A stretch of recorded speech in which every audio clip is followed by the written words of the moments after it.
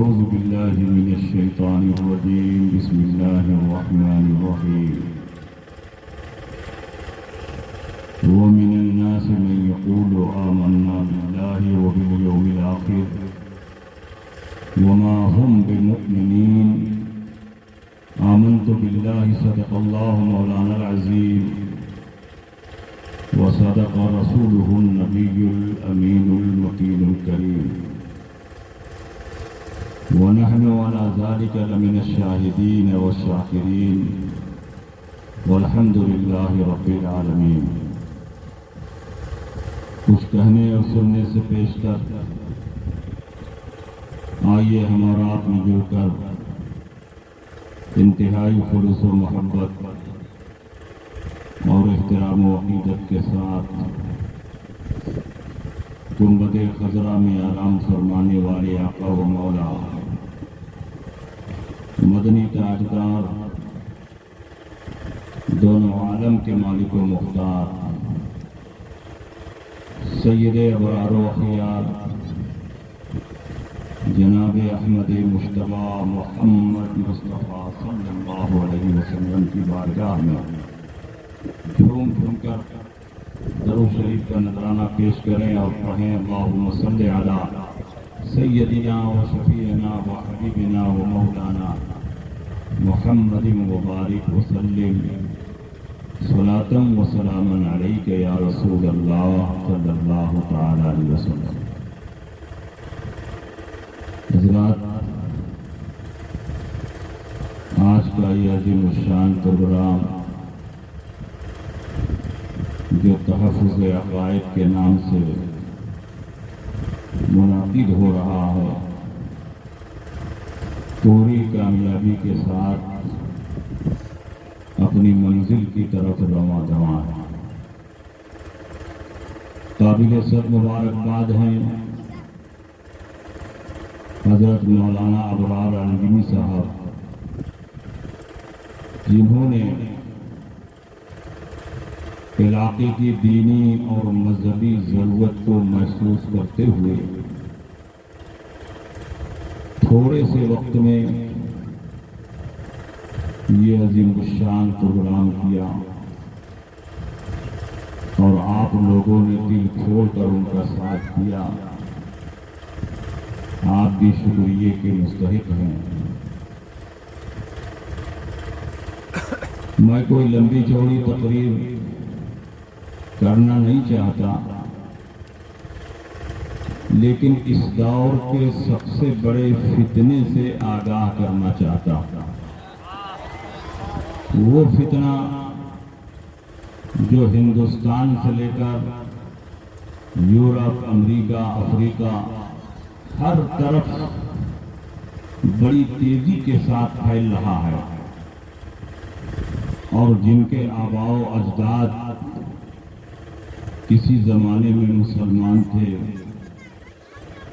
قبروں پر جانے والے تھے، میلاد کرنے والے تھے، بزرگوں کے آستانوں پر پہنچ کر چادر چڑھا رہے تھے، انہی کے گھروں میں یہ فتنہ 10، 20، 25 سالوں کے اندر داخل ہو گیا، اور ان کے آباء و اجداد جس مذہب و مسلک پر تھے، لوگوں کو اس مذہب و مسلک سے دور کر دیا گیا. یہ فتنہ تبلیغی جماعت کا فتنہ. تبلیغی جماعت کوئی الگ جماعت نہیں ہے، بلکہ وہابیوں کی جو جماعت ہے، دیوبندیوں کے جو خیالات اور عقائد ہیں، اسی کی ترجمانی اور اسی کو پھیلانے والی جماعت تبلیغی جماعت. نبی اکرم صلی اللہ تعالی علیہ وسلم نے بہت پہلے امت میں پیدا ہونے والی فرقہ بندی کی نشاندہی فرمائی. اللہ کے نبی سید عالم صلی اللہ علیہ وسلم نے ارشاد فرمایا، ستفترق امتی علی 73 ملة كلهم في النار إلا ملة واحدة قالوا من هي يا رسول الله قال ما أنا عليه وأصحابي. میری امت 73 فرقوں میں بٹ جائے گی. میری امت یعنی جو میرا کلمہ پڑھنے والے ہیں، جو اپنے آپ کو امت محمدیہ میں شمار کرتے ہیں، جو اپنے آپ کو نبی کی امت بتاتے ہیں، وہ 73 فرقوں میں بٹیں گے. 72 فرقہ جہنمی ہوگا اور 1 فرقہ جنتی ہوگا. پتا چلا کہ 1 اور 72 کا مقابلہ ہے. ایک طرف 1 ہے اور اس کے مقابلے میں 72 ہے. اسی لیے ہندوستان میں جہاں کہیں مناظرہ ہوتا ہے تو ایک اسٹیج پر صرف 1 فرقہ نظر آتا اور دوسرے اسٹیج پر 72 فرقہ نظر آتا. دیوبندی، غیر مقلد، قادیانی، مودودی، الیاسی، چکرالوی، شمانیاتی، سب کے سب ایک اسٹیج پر جمع ہو جاتے ہیں. گویا ہر ایک کا مقابلہ اہل سنت سے ہے. ایک اسٹیج پر صرف اہل سنت جو صحابہ کے عقیدے کی ترجمانی کرنے والے ہیں، اور دوسرے اسٹیج پر وہ 72 فرقہ ہے جو صحابہ کے راستے سے بھٹک چکا ہے. نبی اکرم صلی اللہ علیہ وسلم نے ارشاد فرمایا میری امت میں 73 فرقے ہوں گے، 72 فرقہ جہنمی ہوگا، 1 فرقہ جنتی ہوگا. صحابہ نے پوچھا کہ 73 فرقوں میں جب 1 ہی فرقہ جنتی ہوگا تو کیسے ہم پہچانیں گے کہ کون جنتی؟ اللہ کے نبی نے یہ نہیں فرمایا کہ جو قرآن زیادہ پڑھے سمجھ لینا کہ وہ جنتی ہے، جو نمازیں زیادہ پڑھے سمجھ لینا وہ جنتی ہے، جو بڑی بڑی داڑھی رکھے سمجھ لینا وہ جنتی ہے، جو بڑی بڑی مسجدیں بنائیں، مدرسے بنائیں سمجھ لینا وہ جنتی ہے، جو تبلیغی نصاب اور تقویت الایمان لے کر نگر نگر ڈگر ڈگر گھومے وہ جنتی ہے. نبی نے جنتی فرقے کی یہ پہچان نہیں بتائی، نبی نے یہ پہچان بتائی مانا علیہ واصحابی، جو میرے طریقے پر ہو، میرے صحابہ کے طریقے پر ہو وہ جنتی ہے. جو میرے طریقے سے الگ ہو، صحابہ کے طریقے سے الگ ہو وہ جہنمی ہے. نبی کے طریقے کو سنت کہتے ہیں اور صحابہ کو جماعت کہتے ہیں، اور دونوں کو جوڑو تو اہل سنت والجماعت بنتا ہے.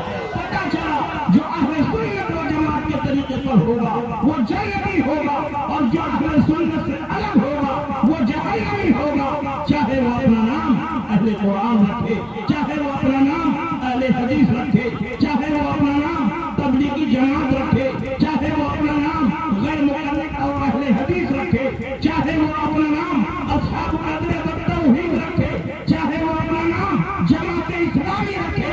خوبصورت لیبل لگا لینے سے کوئی جماعت حق پر نہیں ہو سکتی ہے. حق پر وہی جماعت ہوگی جو نبی کی سنت پر چلے اور صحابہ کے طریقے پر.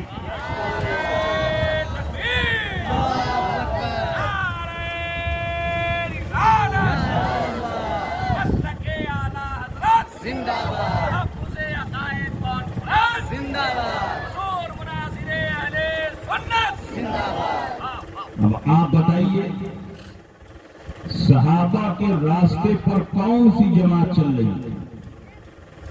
اس کے لیے ضروری ہے کہ صحابہ کے عقائد کو دیکھا جائے اور صحابہ کے مسائل کو دیکھا جائے. جو عقائد و مسائل میں صحابہ سے متفق ہوں وہ صحابہ کے راستے پر ہے، اور جو ان عقائد اور نظریات سے ہٹے ہوئے ہیں، لاکھ نمازیں پڑھے روزہ رکھیں لیکن وہ صحابہ کے راستے پر نہیں. صحابہ نبی کے غیب پر ایمان رکھتے تھے اور یہ غیب کے منکر ہیں. صحابہ نبی کے وسیلے سے دعائیں مانگتے تھے اور یہ وسیلے کے منکر ہیں. صحابہ دنیا اور آخرت میں نبی کی شفاعت پر ایمان رکھتے تھے اور یہ شفاعت کے منکر ہیں. صحابہ زیارت قبور پر جاتے تھے، یہ اس کا انکار کرتے ہیں. صحابہ ایصال ثواب کرتے تھے، یہ ایصال ثواب کے منکر ہیں. صحابہ دور و نزدیک سے یا رسول اللہ کہہ کر پکارتے تھے، تھے، اور یہ یا رسول اللہ کہنے کو شرک اور بدعت بتاتے ہیں۔ جو صحابہ کا عقیدہ ہے، جو صحابہ کا طریقہ ہے، اس راستے سے مکمل طور پر یہ ہٹے ہوئے ہیں، اور نبی نے فرما دیا ہے کہ جنتی فرقہ وہی ہے جو صحابہ کے راستے پر ہو، جو صحابہ کے راستے پر نہیں ہے وہ جنتی فرقہ نہیں ہوتا۔ اور یہ جماعت جو اپنے آپ کو تبلیغی جماعت کہتی ہے، آپ نے کبھی ان کی کتابوں کو اٹھا کر پڑھا کہ اس جماعت کا مقصد کیا ہے؟ اس جماعت کے بانی کا نام ہے مولانا الیاس تادھیلوی۔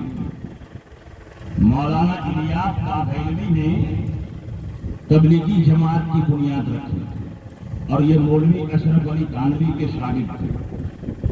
میں آپ سے پوچھنا چاہتا ہوں کہ کسی بھی جماعت کے مقصد کو سمجھنے کے لیے ضروری ہے کہ اس جماعت کے بنانے والے کے عقائد و نظریات کو سمجھا جائے۔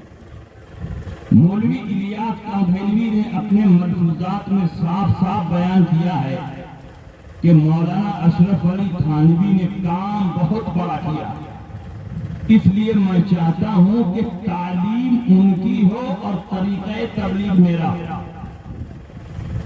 تاکہ ان کی تعلیم بھی عام ہو جائے اور میرا طریقہ بھی عام ہو جائے۔ گویا تبلیغی جماعت کا مقصد نماز روزہ نہیں ہے، بلکہ مولانا اشرف علی تھانوی کی تعلیمات کو عام کرنا ہے، اور اسی مقصد کے لیے یہ جماعت بنی ہے۔ اور مولانا اشرف علی تھانوی کی تعلیمات کیا ہیں؟ وہ ان کی کتابوں سے ظاہر ہے۔ ایک موقع پر مولانا الیاس تادھیلوی نے بہت صاف اور واضح لفظوں میں کہا کہ واللہ کوئی میرا مدعا نہیں جانتا۔ لوگ سمجھتے ہیں کہ یہ نماز روزے کی تحریک ہے، واللہ یہ نماز کی تحریک نہیں ہے۔ میں ایک قوم بنانا چاہتا ہوں۔ وہ کون سی قوم آپ بنانا چاہتے ہیں؟ کیا اس سے پہلے قوم کی کمی تھی؟ آپ کون سی مخصوص جماعت بنانا چاہتے ہیں؟ وہی قوم بنانا چاہتے ہیں جس کے بارے میں رسول پاک سید عالم صلی اللہ علیہ وسلم نے ارشاد فرمایا سیکون فی آخر الزمان دجالون کذابون یاتونکم بما لم تسمعوا انتم ولا آباؤکم فایاکم وایاہم لا یضلونکم ولا یفتنونکم۔ اخیر زمانے میں کچھ لوگ ایسے پیدا ہوں گے جو ایسی جھوٹی باتیں کریں گے جن کو نہ تم نے سنا نہ تمہارے آباء و اجداد نے سنا۔ تم ان سے دور رہنا، ان سے الگ رہنا، کہیں ایسا نہ ہو کہ یہ گمراہ کر دیں اور تم کو فتنے میں مبتلا کر دیں۔ نبی نے ان کی پہچان بھی بتا دی، یہ نمازیں بہت پڑھیں گے، روزہ بہت رکھیں گے، قرآن کی تلاوت بہت کریں گے، اچھے کام بہت کریں گے، یہ اتنی نمازیں پڑھیں گے کہ تم اپنی نمازوں کو ان کی نمازوں کے آگے حقیر سمجھو گے، اپنے روزوں کو ان کے روزوں کے آگے مختصر سمجھو گے، اپنے اعمال صالحہ کو ان کے اعمال کے سامنے ہلکا سمجھو گے۔ تو فَقِرُونَ صَلَاتَكُمْ عِنْدَ صَلَاتِهِمْ وَصِيَامَكُمْ عِنْدَ صِيَامِهِمْ وَأَعْمَالَكُمْ عِنْدَ أَعْمَالِهِمْ يَتْلُونَ الْقُرْآنَ وَلَا يُجَاوِزُ تَرَاقِيهِمْ۔ یہ قرآن کی تلاوت کریں گے مگر تلاوت ان کے حلق کے نیچے نہیں اترے گی۔ وَيَقُولُونَ مِنْ قَوْلِ خَيْرِ الْبَرِيَّةِ بات پر رسول پاک کی حدیثیں پیش کریں گے۔ تو کیا نماز پڑھنے کی وجہ سے مسلمان ہوں گے؟ روزہ رکھنے کی وجہ سے مسلمان ہوں گے؟ قرآن کی تلاوت کرنے کی وجہ سے مسلمان ہوں گے؟ مسجد اور مدرسہ بنانے کی وجہ سے مسلمان ہوں گے؟ نہیں۔ اللہ کے نبی ارشاد فرماتے ہیں یمرقون من الدین کما یمرق السهم من الرمیہ، یہ دین سے ایسے ہی باہر ہوں گے جیسے تیر کمان سے باہر ہو جاتا ہے۔ نبی نے ان کی پہچان بتائی سیماہم التحلیق ومشمر العذر، ان کی پہچان یہ ہوگی کہ یہ سر کھول چلوائیں گے اور پاجامہ بہت اونچا پڑے۔ اب آپ بتائیے یہ ساری علامتیں کس میں پائی جا رہی ہیں؟ یہ ساری نشانیاں کس میں پائی جا رہی ہیں؟ بڑے بڑے مدارس کون بنوا رہا؟ بڑی بڑی مسجدیں کون بنوا رہا؟ کون سب سے زیادہ قرآن کی تلاوت کر رہا ہے؟ اللہ کے نبی نے انہی چیزوں کو پہچان بتا دی جن چیزوں کو یہ اپنی کامیابی کی علامت قرار دیتے ہیں کہ ہم میں قاری زیادہ پائے جاتے ہیں، ہم میں مدرسے زیادہ پائے جاتے ہیں، ہم میں مسجدیں زیادہ پائی جاتی ہیں، ہم میں تلاوت زیادہ پائی جاتی ہے، ہم اچھے اچھے کام زیادہ کرتے ہیں۔ نبی نے یہی تو فرمایا تھا کہ یہ نمازیں بہت پڑھیں گے، روزہ بہت رکھیں گے، قرآن کی تلاوت بہت کریں گے، اچھے اچھے کام بہت کریں گے، مگر ان چیزوں کی وجہ سے مسلمان نہیں ہوں گے، یہ دین سے ایسے باہر ہوں گے جیسے تیر کمان سے باہر۔ یہ ساری علامتیں اور یہ ساری نشانیاں انہی کے اندر پائی جاتی ہیں۔ اس لیے بہت سے نادان کم پڑھے لکھے لوگ یہ سمجھتے ہیں کہ یہ نماز روزہ کی تحریک ہے، اس لیے اس جماعت کے ساتھ چلا جائے، اس جماعت کے ساتھ سفر کیا جائے۔ میں آپ کو بتانا چاہتا ہوں کہ دنیا میں کوئی بھی دھوکے باز ایسا نہیں ہے جو بتا کر کے دھوکہ دے۔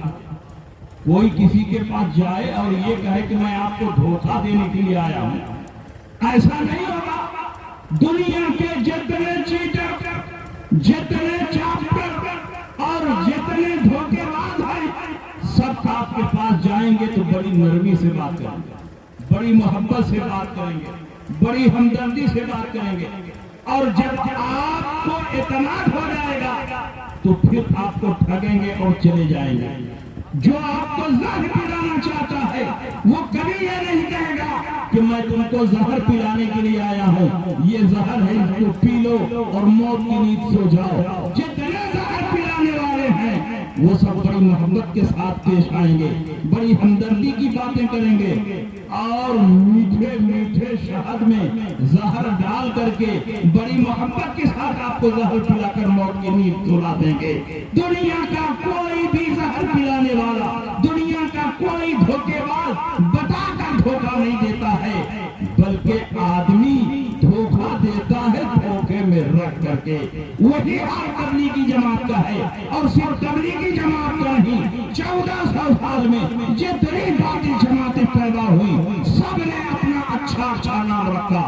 اہل قرآن جنہوں نے قرآن ہی کا انکار کر دیا انہوں نے اپنا نام منکر قرآن نہیں رکھا، اپنا نام اہل قرآن رکھا، اور جنہوں نے حدیث رسول کا انکار کر دیا انہوں نے اپنا نام منکر حدیث نہیں اہل حدیث رکھا، اور جنہوں نے اللہ کی توحید کا انکار کیا انہوں نے اپنا نام اصحاب الحدیث والتوحید رکھا۔ تو جتنی باطل جماعتیں دنیا میں آئیں اور قیامت تک آئیں گی سب اچھا ٹائٹل لگا کر آئیں گی، خوبصورت سائن بورڈ لگا کر آئیں گی، قرآن کے نام پر آئیں گی، حدیث کے نام پر آئیں گی، نماز کے نام پر آئیں گی، تلاوت کے نام پر آئیں گی، اس لیے کہ دنیا کا ہر مسلمان قرآن سے محبت کرتا ہے۔ جو قرآن سے محبت کرے گا وہ اہل قرآن کے قریب ہوگا، جو حدیث سے محبت کرے گا وہ اہل حدیث سے قریب ہو جائے گا، جو قرآن کی تلاوت سے محبت کرتا ہے وہ تلاوت کرنے والوں کے پاس چلا جائے گا، جو نماز سے محبت کرتا ہے وہ نماز کی تعلیم اور تحریک چلانے والوں کے قریب ہو جائے گا۔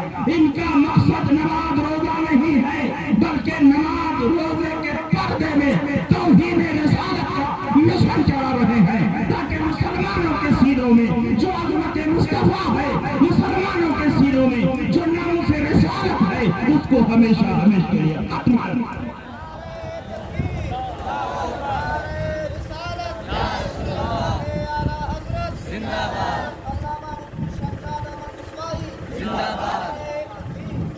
اور یاد رکھیے یہ وہ جماعت ہے جو انگریزوں کے دور میں بنی،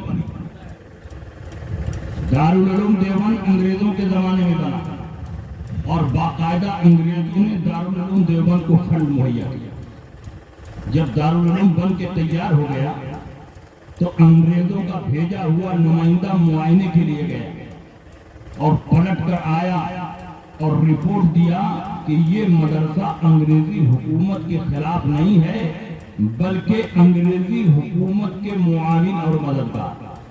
اب آپ بتاؤ وہ مدرسہ جس کے بارے میں تمہارا دعویٰ ہے کہ یہ مدرسہ اللہ و رسول کی تعلیمات کو عام کرنے کے لیے بنایا گیا ہے، توحید خالص को दुनिया में पहुंचाने के लिए बनाया गया है।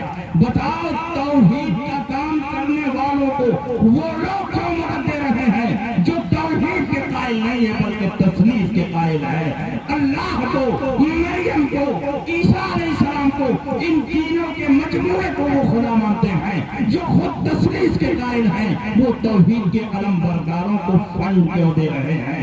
क्योंकि अंग्रेजों को मालूम है कि बोर्ड तौहीद का लगा हुआ है, लेकिन उस बोर्ड के अंदर तौहीद रिसालत का मिशन छुपा हुआ।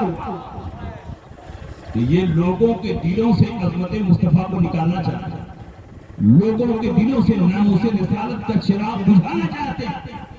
और याद रखिए, मौलवी अशरफ अली थानवी जो देवबंदी जमात के बानी हैं, जिनको ये लोग हकीमुल उम्मत कहते हैं, जिनके शागिर्द मौलवी इलियास कादैलवी हैं, जिन्होंने तबलीगी जमात बनाई, जब इनके मौलवियों में झगड़ा हुआ तो उस दिन ये बात खुले कि अंग्रेजी हुकूमत इनको 600 रुपया माहाना दे, 600 रुपया माहाना। मौलाना हिफ्जुर्रहमान सिहारवी जो जमीयत उलमाए इस्लाम के सदर और जमीयतुल उलमा के सदर थे उस वक्त मौलाना हुसैन अहमद मदनी, इन दोनों में झगड़ा हो गया। मीटिंग बैठी तो लोगों ने कहा मौलाना हिफ्जुर्रहमान सिहारवी ने अंग्रेजों से पैसा लिया। मौलाना हिफ्जुर्रहमान सिहारवी खड़े हुए मीटिंग में और उन्होंने कहा कि अगर मैंने लिया है तो क्या बुरा किया। हमारे और आपके और पूरी देवबंदी जमात के जो मुसल्लम सबूत पेशवा और बुजुर्ग हैं मौलाना अशरफ अली थानवी, उनके बारे में तो बावसूख सराय से मालूम हुआ है कि 600 रुपया उनकी माहवारी कितनी आती है? 600 रुपया माहवारी उनकी आती है। उस जमाने में 600 रुपये की माहवारी आती थी। आज के दौर में तो वो 600 रुपया 6 लाख के बराबर। तो इनके मौलवियों को बहुत पहले से माहवारी आ रही और किधर से वो माहवारी आ रही है ये पता नहीं। तो इनकी जमात के उलमा ने इस बात का एतराज किया है कि अंग्रेजी हुकूमत 600 रुपया माहाना इनको देती थी। मैं आपसे पूछना चाहता हूँ, वो अंग्रेज जो मुसलमानों को तौहीद का प्रस्ताव समझने की वजह से फांसियों पर चढ़ाते थे, वो क्यों इनको फंड मुहैया कर रहा है? वो अंग्रेज जो तौहीद के दुश्मन थे, किताबुल्लाह के दुश्मन हैं, हदीस रसूल के दुश्मन हैं, जिनके बारे में कुरान ने जगह जगह ऐलान फरमाया कि तुम यहूद और नसारा को अपना दोस्त न बनाओ, ये कभी मुसलमानों के दोस्त नहीं हो सकते। ये अंग्रेज दारुल उलूम देवबंद को क्यों फंड मुहैया कर रहे हैं? उनके उलमा को क्यों फंड मुहैया कर रहे हैं? इसलिए उनको मालूम है कि ये तौहीद के पर्दे में छुप कर वही काम कर रहे हैं जो काम हम कराना चाहते हैं। ये कलमा तो इस्लाम का करते हैं, लेकिन काम हमारा। आप बताइए, ये जमात जो अपने आप को तौहीद और रिसालत का अलम बरदार बताती है, ये जमात तहरीके सलात के नाम पर वजूद में आई है, लेकिन इनका मकसद नमाज पढ़वाना नहीं है, बल्कि इनका मकसद मुसलमानों को दिलों से अज़मत मुस्तफा को निकालना। और ये वही जमात है जिसकी निशानदेही रसूल पाक सिद्दीक़ आलम सल्लल्लाहु अलैहि वसल्लम ने अपने जमाने में की। अभी मुफ्ती शमीम साहब ने वो हदीस बयान की, उसका एक हिस्सा रह गया, वो मैं बयान कर दे रहा। रसूल पाक मस्जिद नबवी में अपने सहाबा के साथ बैठे हुए, जिसमें सिद्दीक़ अकबर भी है, उमर इब्न खत्ताब भी है, उस्मान गनी भी है, अली मुर्तजा भी है और दीगर अकाबिर सहाबा। एक शख्स जो बज़ाहिर बड़ा मुत्तकी और परहेजगार नजर आ रहा आया और पूरे मजमे पे निगाह दौड़ाता, पूरे मजमे पे निगाह डालता है और फिर उसके बाद मस्जिद में नमाज पढ़ने चला गया। तो अभी आपने सुना कि रसूल पाक ने फरमाया कौन इसको कबूल कर ले?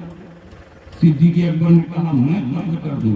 गए तो नमाज पढ़ रहा, रुकू में है, चले आए, या अल्लाह एक मुसलमान को मैं कर देता हूं। اللہ کے نبی نے فرمایا کون ہے جو اسے قتل کر دے؟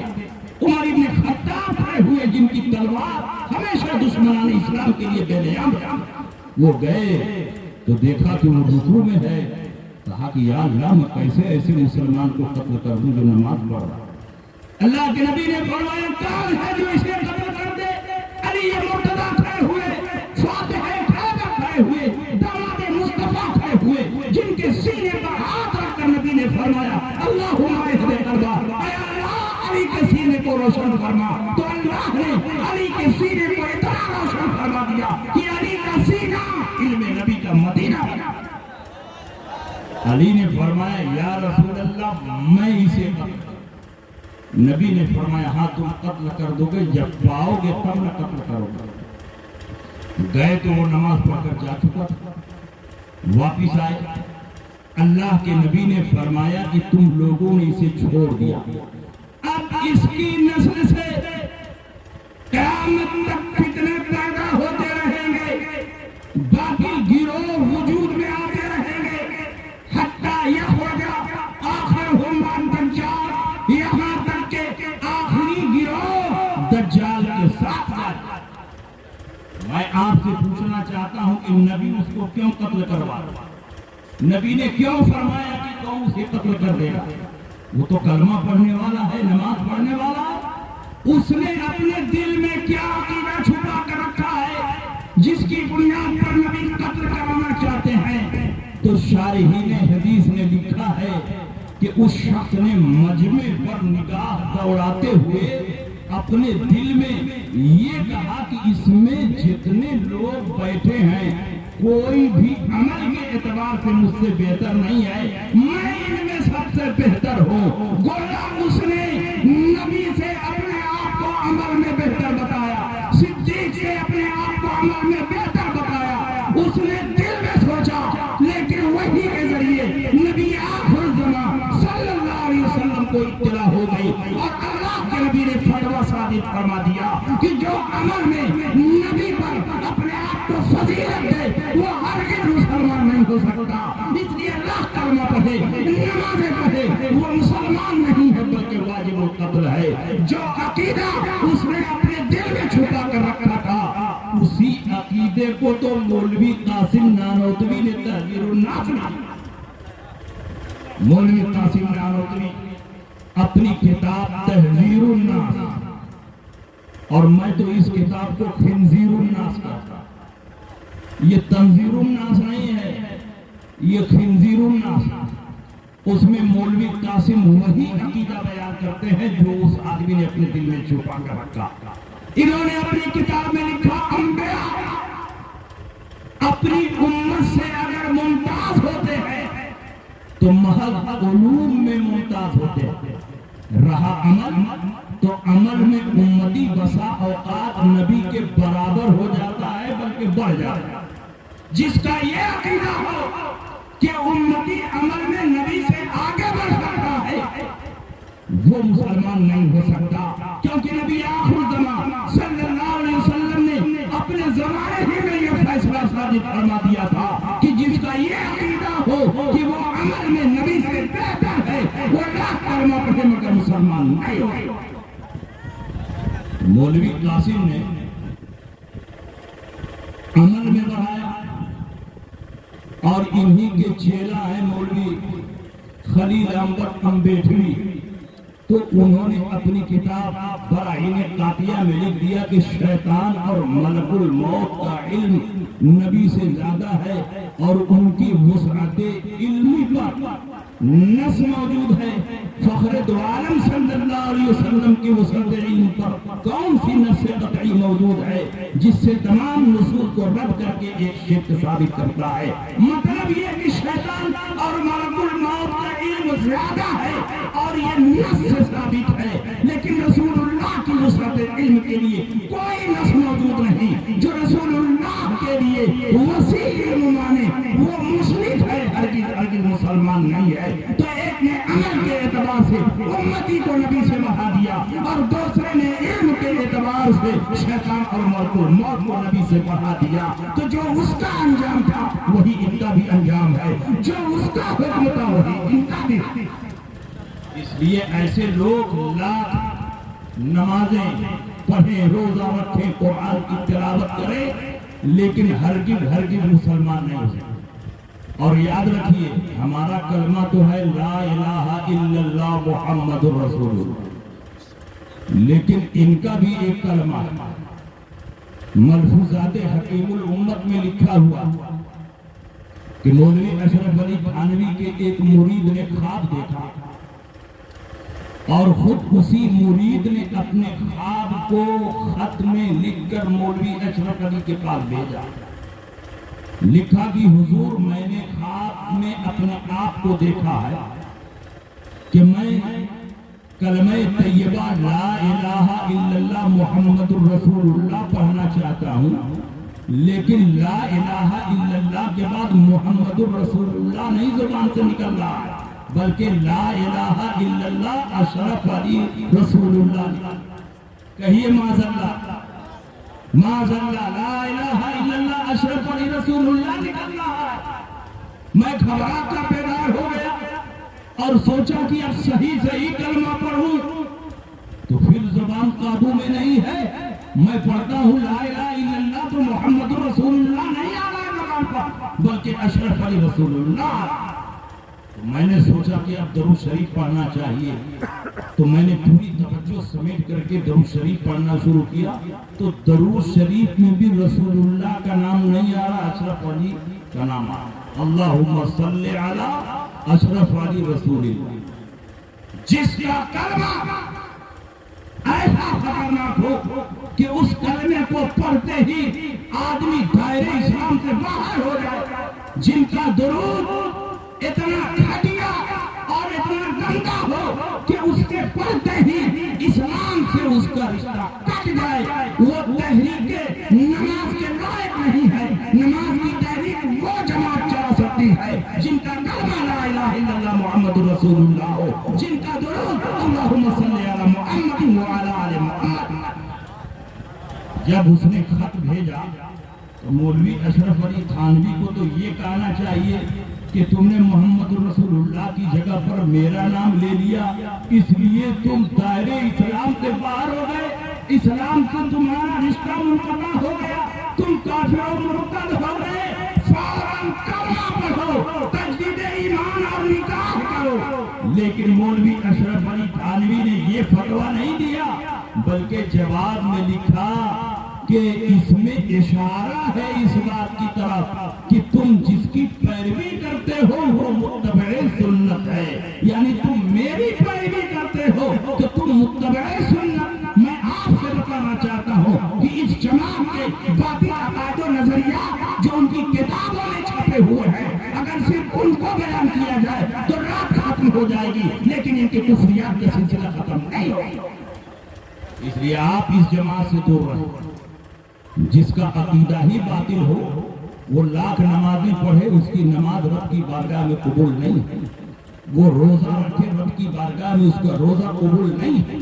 اس لیے ہم سنی صحیح عقیدہ مسلمان اپنے عقائد پر زیادہ توجہ دیتے ہیں، کیونکہ اگر عقیدہ صحیح ہے تو نماز بھی رب کی بارگاہ میں مقبول ہے، روزہ بھی رب کی بارگاہ میں مقبول ہے، اور عقیدہ اگر غلط اور باطل ہے تو ساری نمازیں اس کے منہ پر مار دی جائیں گی، رب کی بارگاہ میں کوئی نماز قبول نہیں۔ تو یہ جماعت صحابہ کے راستے سے پھٹکی ہوئی جماعت، یہ وہی جماعت ہے جس نے نبی کے علم کو چوپایوں اور پاگلوں سے تشبیہ دی۔ کیا کوئی مسلمان یہ تصور کر سکتا ہے کہ جتنا علم زید عمر بکر خالد کو ہے اتنا ہی علم رسول اللہ کو ہے؟ ہمارا عقیدہ ہے کہ اللہ نے تمام اولین و آخرین کے علم کو نبی کے علم میں جمع فرما دیا ہے، اور نبی کو اللہ نے اتنا علم عطا فرمایا کہ اگر تمام اولین و آخرین کے علم کو ایک پلڑے پر رکھا جائے اور مصطفیٰ جان رحمت کے علم کو دوسرے پلڑے پر رکھا جائے تو مصطفیٰ کا پلڑا بھاری بھاری۔ یہ ہمارے نبی کی شان ہے۔ اور یاد رکھیے یہ صحابہ کے راستے سے صرف طریقے میں نہیں بھٹکے ہوئے بلکہ عقیدے میں بھی بھٹکے ہوئے۔ صحابہ کا عقیدہ تھا کہ نبی غیب جانتے ہیں، یہ غیب کی ممکن آپ اٹھائیے بخاری شریف کتاب وضو میں یہ حدیث بہت تفصیل کے ساتھ موجود ہے۔ اس حدیث کے راوی حضرت ابو بکر رضی اللہ تعالیٰ عنہ، آپ فرماتے ہیں کہ میں مسجد نبوی شریف میں نماز پڑھنے کے لیے گیا۔ جیسے ہی مسجد کے دروازے پر پہنچا تو میں نے دیکھا کہ حضور علیہ السلام رکوع میں چلے گئے، حضور کے صحابہ رکوع میں چلے گئے۔ میں نے سوچا کہ اگر وہاں جا کر بھی پڑھوں گا تو کہیں ایسا نہ ہو کہ جاتے جاتے حضور علیہ السلام سر اٹھا دے، میری ایک رکعت چھوٹ جائے۔ تو مسجد کے دروازے ہی پر میں نے جھٹ پٹ نیت باندھ کر وہیں رکوع کر لیا، اور رکوع میں چلتے چلتے صف میں جا کر لیا۔ اللہ کے نبی کا چہرہ تو قبلے کی طرف، کوئی بھی امام نماز پڑھا رہا ہوگا تو اس کا چہرہ قبلے کی طرف ہوگا۔ پیٹھ کے پیچھے سے آنے والے کس طرح نماز شروع کر رہے ہیں امام صاحب کو اس کی خبر نہیں ہو سکتی ہے، لیکن قربان جائیے پیارے مصطفیٰ کے علم پر اللہ کے نبی سید عالم صلی اللہ علیہ وسلم نے سلام پھیرا تو ارشاد فرمایا، اے ابو بکر کھڑے ہو گئے۔ ابو بکر کھڑے ہو گئے۔ اللہ کے نبی نے فرمایا، کیوں تم نے مسجد کے دروازے ہی پر نیت باندھ کر رکوع کر لیا؟ رکوع میں چلتے چلتے صف میں مل گئے۔ کیا تم کو سنت طریقہ نہیں معلوم کہ صف میں پہنچنے کے بعد نیت باندھنا چاہیے؟ حضرت ابو بکر نے یہ نہیں کہا، یا رسول اللہ آپ کا چہرہ تو قبلے کی طرف تھا، میں پیٹھ کے پیچھے سے آیا اور آپ کو پیٹھ پیچھے کا علم نہیں، تو کیسے آپ نے جان لیا کہ ابو بکر نے کس طرح نماز شروع کی ہے؟ اس لیے کہ وہ صحابی تھے، وہابی نہیں تھے۔ ان کا یہ عقیدہ تھا کہ نبی جیسے آگے دیکھتے ہیں ویسے ہی پیچھے دیکھتے ہیں۔ پوری کائنات نبی کے نگاہوں کے سامنے ہے۔ اللہ کے نبی نے ارشاد فرمایا، بخاری کی حدیث ہے، انکم ترون قبلتی ہا ہونا، تم سمجھتے ہو کہ میرا چہرہ قبلے کی طرف ہوتا ہے، میں تم کو پیٹھ کے پیچھے نہیں دیکھتا ہوں۔ واللہ انی لا اراکم ولا ظہری کما اراکم امامی، میں تم کو پیٹھ کے پیچھے ایسے ہی دیکھتا ہوں جیسے آگے دیکھتا ہوں۔ اما لا یخفی علی رکوعکم ولا خشوعکم، تمہارا رکوع بھی مجھ سے چھپا ہوا نہیں، تمہارا خشوع بھی مجھ سے چھپا ہوا نہیں۔ میں وہ پیغمبر ہوں کہ قبرستان سے گزرتا ہوں، مردوں کے حالات کو دیکھتا ہوں، کس پر عذاب ہو رہا ہے،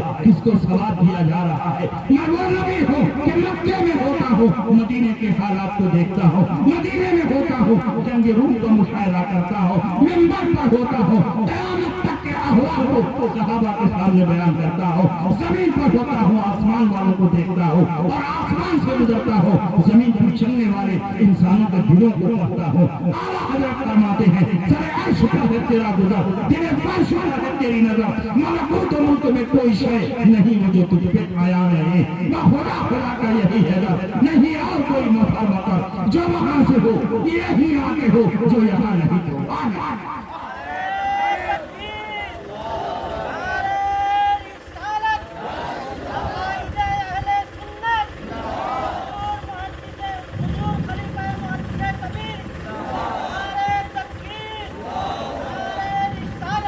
آپ بتائیے، صحابہ نبی کے غیب پر ایمان رکھتے ہیں اور یہ نبی کے غیب کے منکر ہیں، تو صحابہ کے عقیدے پر ہوں؟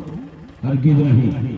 اور جو صحابہ کے عقیدے پر نہیں ہوگا، لاکھ نمازیں پڑھے، روزہ رکھے، ہرگز ہرگز وہ جنتی نہیں ہو سکتا۔ اور ان کا تبلیغی سینٹر جو ہے وہ دلی میں، جب حضرت نظام الدین اولیاء کے دربار میں آپ جائیں گے تو مزار سے کچھ پہلے اسی راستے پر تبلیغی جماعت کا سینٹر، جس میں تبلیغی جماعت والے فارغی مرغی کی طرح بڑے ہوتے ہیں، نیچے سے اوپر۔ ایک جماعت ابھی نکلتی نہیں ہے کہ دو چار جماعت اندر گھس جاتی ہے۔ حضور مفتی اعظم ہند ایک بار حضرت نظام الدین اولیاء کے دربار میں فاتحہ پڑھنے کے لیے، مفتی اعظم ہند کو جانتے ہیں نا، اعلیٰ حضرت کے شہزادے حضور مفتی اعظم ہند دلی کے سفر پر تھے، سوچا حضرت نظام الدین اولیاء کے دربار میں فاتحہ پڑھیں، تو فاتحہ پڑھنے کے لیے گئے۔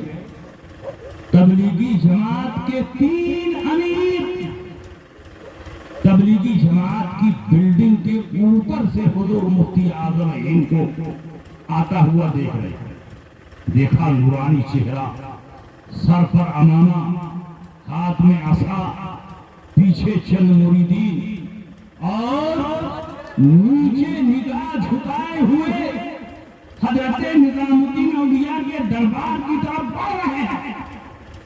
ان تینوں امیر نے سوچا کہ لگتا ہے کہ یہ کوئی سنی عالم ہے، چلو ذرا ان سے مباحثہ کریں، ان سے مناظرہ کریں۔ یہ تینوں امیر چھت کے اوپر سے نیچے آئے۔ اتنے میں حضور مفتی اعظم ہند حضرت نظام الدین اولیاء کے دربار میں فاتحہ پڑھنے کے لیے چلے گئے۔ ان تینوں امیروں کی ہسٹری یہ ہے کہ ایک امیر وہ تھا جس نے اپنی بیوی کی محبت میں ماں کو دھکے مار کر گرا دیا، ماں بیچاری آنگن میں گر گئی اور اس کا ہاتھ ٹوٹ گیا۔ دوسرا امیر وہ تھا جس نے ایک یتیم کا ناحق مال مصرف کیا۔ تیسرا امیر وہ تھا جس نے اپنی نوکرانی کے ساتھ موقع کیا۔ یہ تینوں امیر حضرت نظام الدین اولیاء کے دربار میں پہنچے۔ مفتی اعظم ہند فاتحہ پڑھ کر نکل رہے۔ انہوں نے کہا اور سوچا کہ یہ اکیلے ہیں، ذرا ان سے بحث و مباحثہ کیا جائے۔ تو ان امیروں نے کہا کہ حضرت آپ کا نام کیا ہے؟ کہا میرا نام مصطفیٰ رضا۔ کہا کہاں سے آ رہے ہیں؟ کہا بریلی شریف سے آ رہے ہیں۔ کہا بریلی میں تو مولانا احمد رضا بھی رہتے ہیں۔ کہا میں مولانا احمد رضا کا بیٹا۔ کہا آپ مولانا احمد رضا کے بیٹے ہیں تب تو آپ کا عقیدہ ہوگا کہ نبی غیب جانتے ہیں۔ آپ نے فرمایا میرا ہی کیا، تمام صحابہ کا، تمام تابعین کا، تابع تابعین کا، ائمہ مجتہدین کا، اور 1400 سال سے جمہور کا یہی مسلک اور مذہب ہے کہ رسول اللہ صلی اللہ علیہ وسلم اللہ کی عطا سے غیب جانتے ہیں۔ تو اس میں مولانا احمد رضا ہی کی کیا تخصیص ہے؟ یہ تو سب کا عقیدہ ہے۔ تو کہا کہ ہم لوگوں کا تو عقیدہ نہیں ہے کہ نبی غیب جانتے ہیں۔ اگر آپ کا عقیدہ ہے کہ نبی غیب جانتے ہیں تو کچھ دلیلیں پیش کر دی، کچھ حدیثیں اور آیتیں پیش کیجیے۔ حضور مفتی اعظم نے فرمایا کہ میں سفر میں ہوں، بحث کا موڈ نہیں ہے۔ ہمارے علماء نے اس موضوع پر بہت ساری کتابیں لکھی ہیں، ان کتابوں کا مطالعہ کر لو۔ خود میرے والد محترم نے الدولۃ المکیہ بالمادۃ الغیبیہ 8.5 گھنٹے میں مکہ کی سرزمین پر تصنیف فرمائی ہے، تمام دلائل و براہین جمع کر دیے ہیں، اس کا مطالعہ کر لو۔ کہا نہیں، آپ دعویٰ کر رہے ہیں تو آپ اپنے منہ سے بولیے۔ حضور مفتی اعظم نے فرمایا میاں مان جاؤ کہ نبی غیب جانتے ہیں۔ کہا نہیں، ہم نہیں مانیں گے، جب تک آپ دلیل نہیں دیں گے ہم نہیں مانیں گے۔ حضور مفتی اعظم کو جواب آیا، کہا دلیل چاہیے؟ کہا ہاں دلیل چاہیے، جب تک دلیل نہیں دیں گے ہم نہیں مانیں گے۔ حضور مفتی اعظم نے ایک امیر کا ہاتھ پکڑا اور کہا بتا اپنی بیوی کی محبت میں ماں کو دھکے مار کے گرا دینا کیسا ہے؟ اس کے بعد دوسرے امیر کا ہاتھ پکڑا اور کہا بتا یتیم کا ناحق مال مصرف کر لینا کیسا ہے؟ اس کے بعد تیسرے امیر کا ہاتھ پکڑا اور کہا بتا اپنی نوکرانی کے ساتھ منہ کالا کرنا کیسا ہے؟ یہ تینوں کام تنہائی میں ہوا تھا، ان کے سوا کوئی جانتا نہیں تھا۔ لیکن حضور مفتی اعظم ہند نے جب بیان فرما دیا تو چہرے کا رنگ اڑ گیا، پاؤں تلے زمین کھسک گئی۔ حضور مفتی اعظم ہند کا چہرہ دیکھنے لگے اور اس کے بعد یہ تینوں امیر مفتی اعظم کے قدموں پر گر گئے۔ کہا حضور ہمیں دلیل مل گئی، اب کوئی اور دلیل نہیں چاہیے۔ جب بریلی کے مصطفیٰ کے علم کا یہ عالم ہے تو مدینے کے مصطفیٰ کے علم کا کیا ہے؟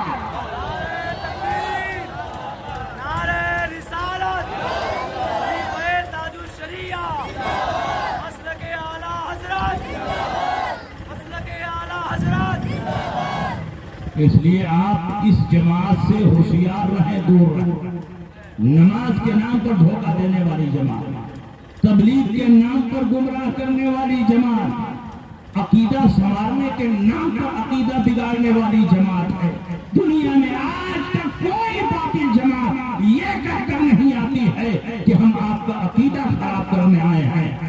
گمراہ کرنے آئے ہیں. جتنی جماعتیں آتی ہیں کوئی قرآن کے نام پر آ رہا ہے, کوئی حدیث کے نام پر آ رہا ہے, کوئی تبلیغ کے نام پر آ رہا ہے, کوئی تحریک صلاح لے کر آ رہا ہے, لیکن ہمیں یہ دیکھنا ہے کہ ان کا عقیدہ صحابہ کے عقیدے کے مطابق ہے یا نہیں ہے. اگر صحابہ کے عقیدے کے مطابق ہے تب تو یہ سنی ہے, صحیح عقیدہ ہے, اور جو صحابہ کے راستے سے الگ ہے لاکھ نمازیں پڑھے روزہ رکھے ہرگز وہ مسلمان نہیں ہے. لہذا ایسی کسی تحریک میں ہم کو نہیں جانا. اور یاد رکھیے ان کی ایک خاص عادت ہے, جب سنیوں کو اکیلا دیکھیں گے تو بہت چھیڑ چھاڑ کریں گے, اور کسی بھاری مولانا سے پالا پڑ جائے گا تو دم دبا کر بھاگیں گے,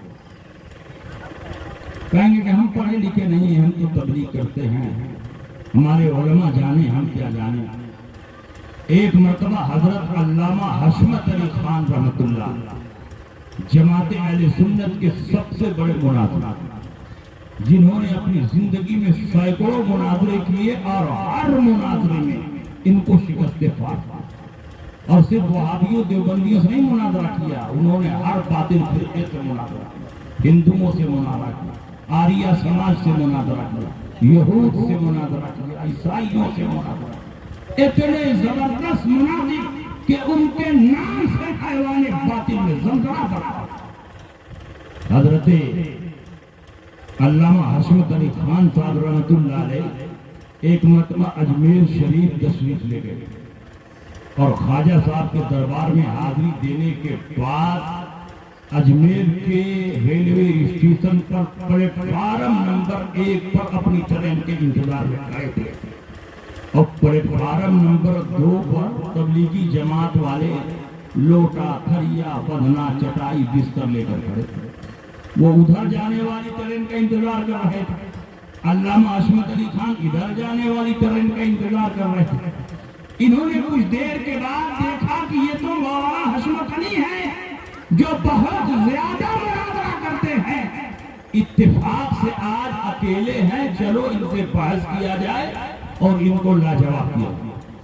تو یہ سب کے سب اپنا ساز و سامان لے کر ریلوے کے پل پر چڑھ کر پلیٹ فارم نمبر 2 سے پلیٹ فارم نمبر 1 پر, اور علامہ حشمت علی خان کے پاس پہنچنے کے بعد کہا, حضرت آپ کا نام کیا ہے, آپ کا کام کیا ہے, اور آپ کا مکان کہاں ہے.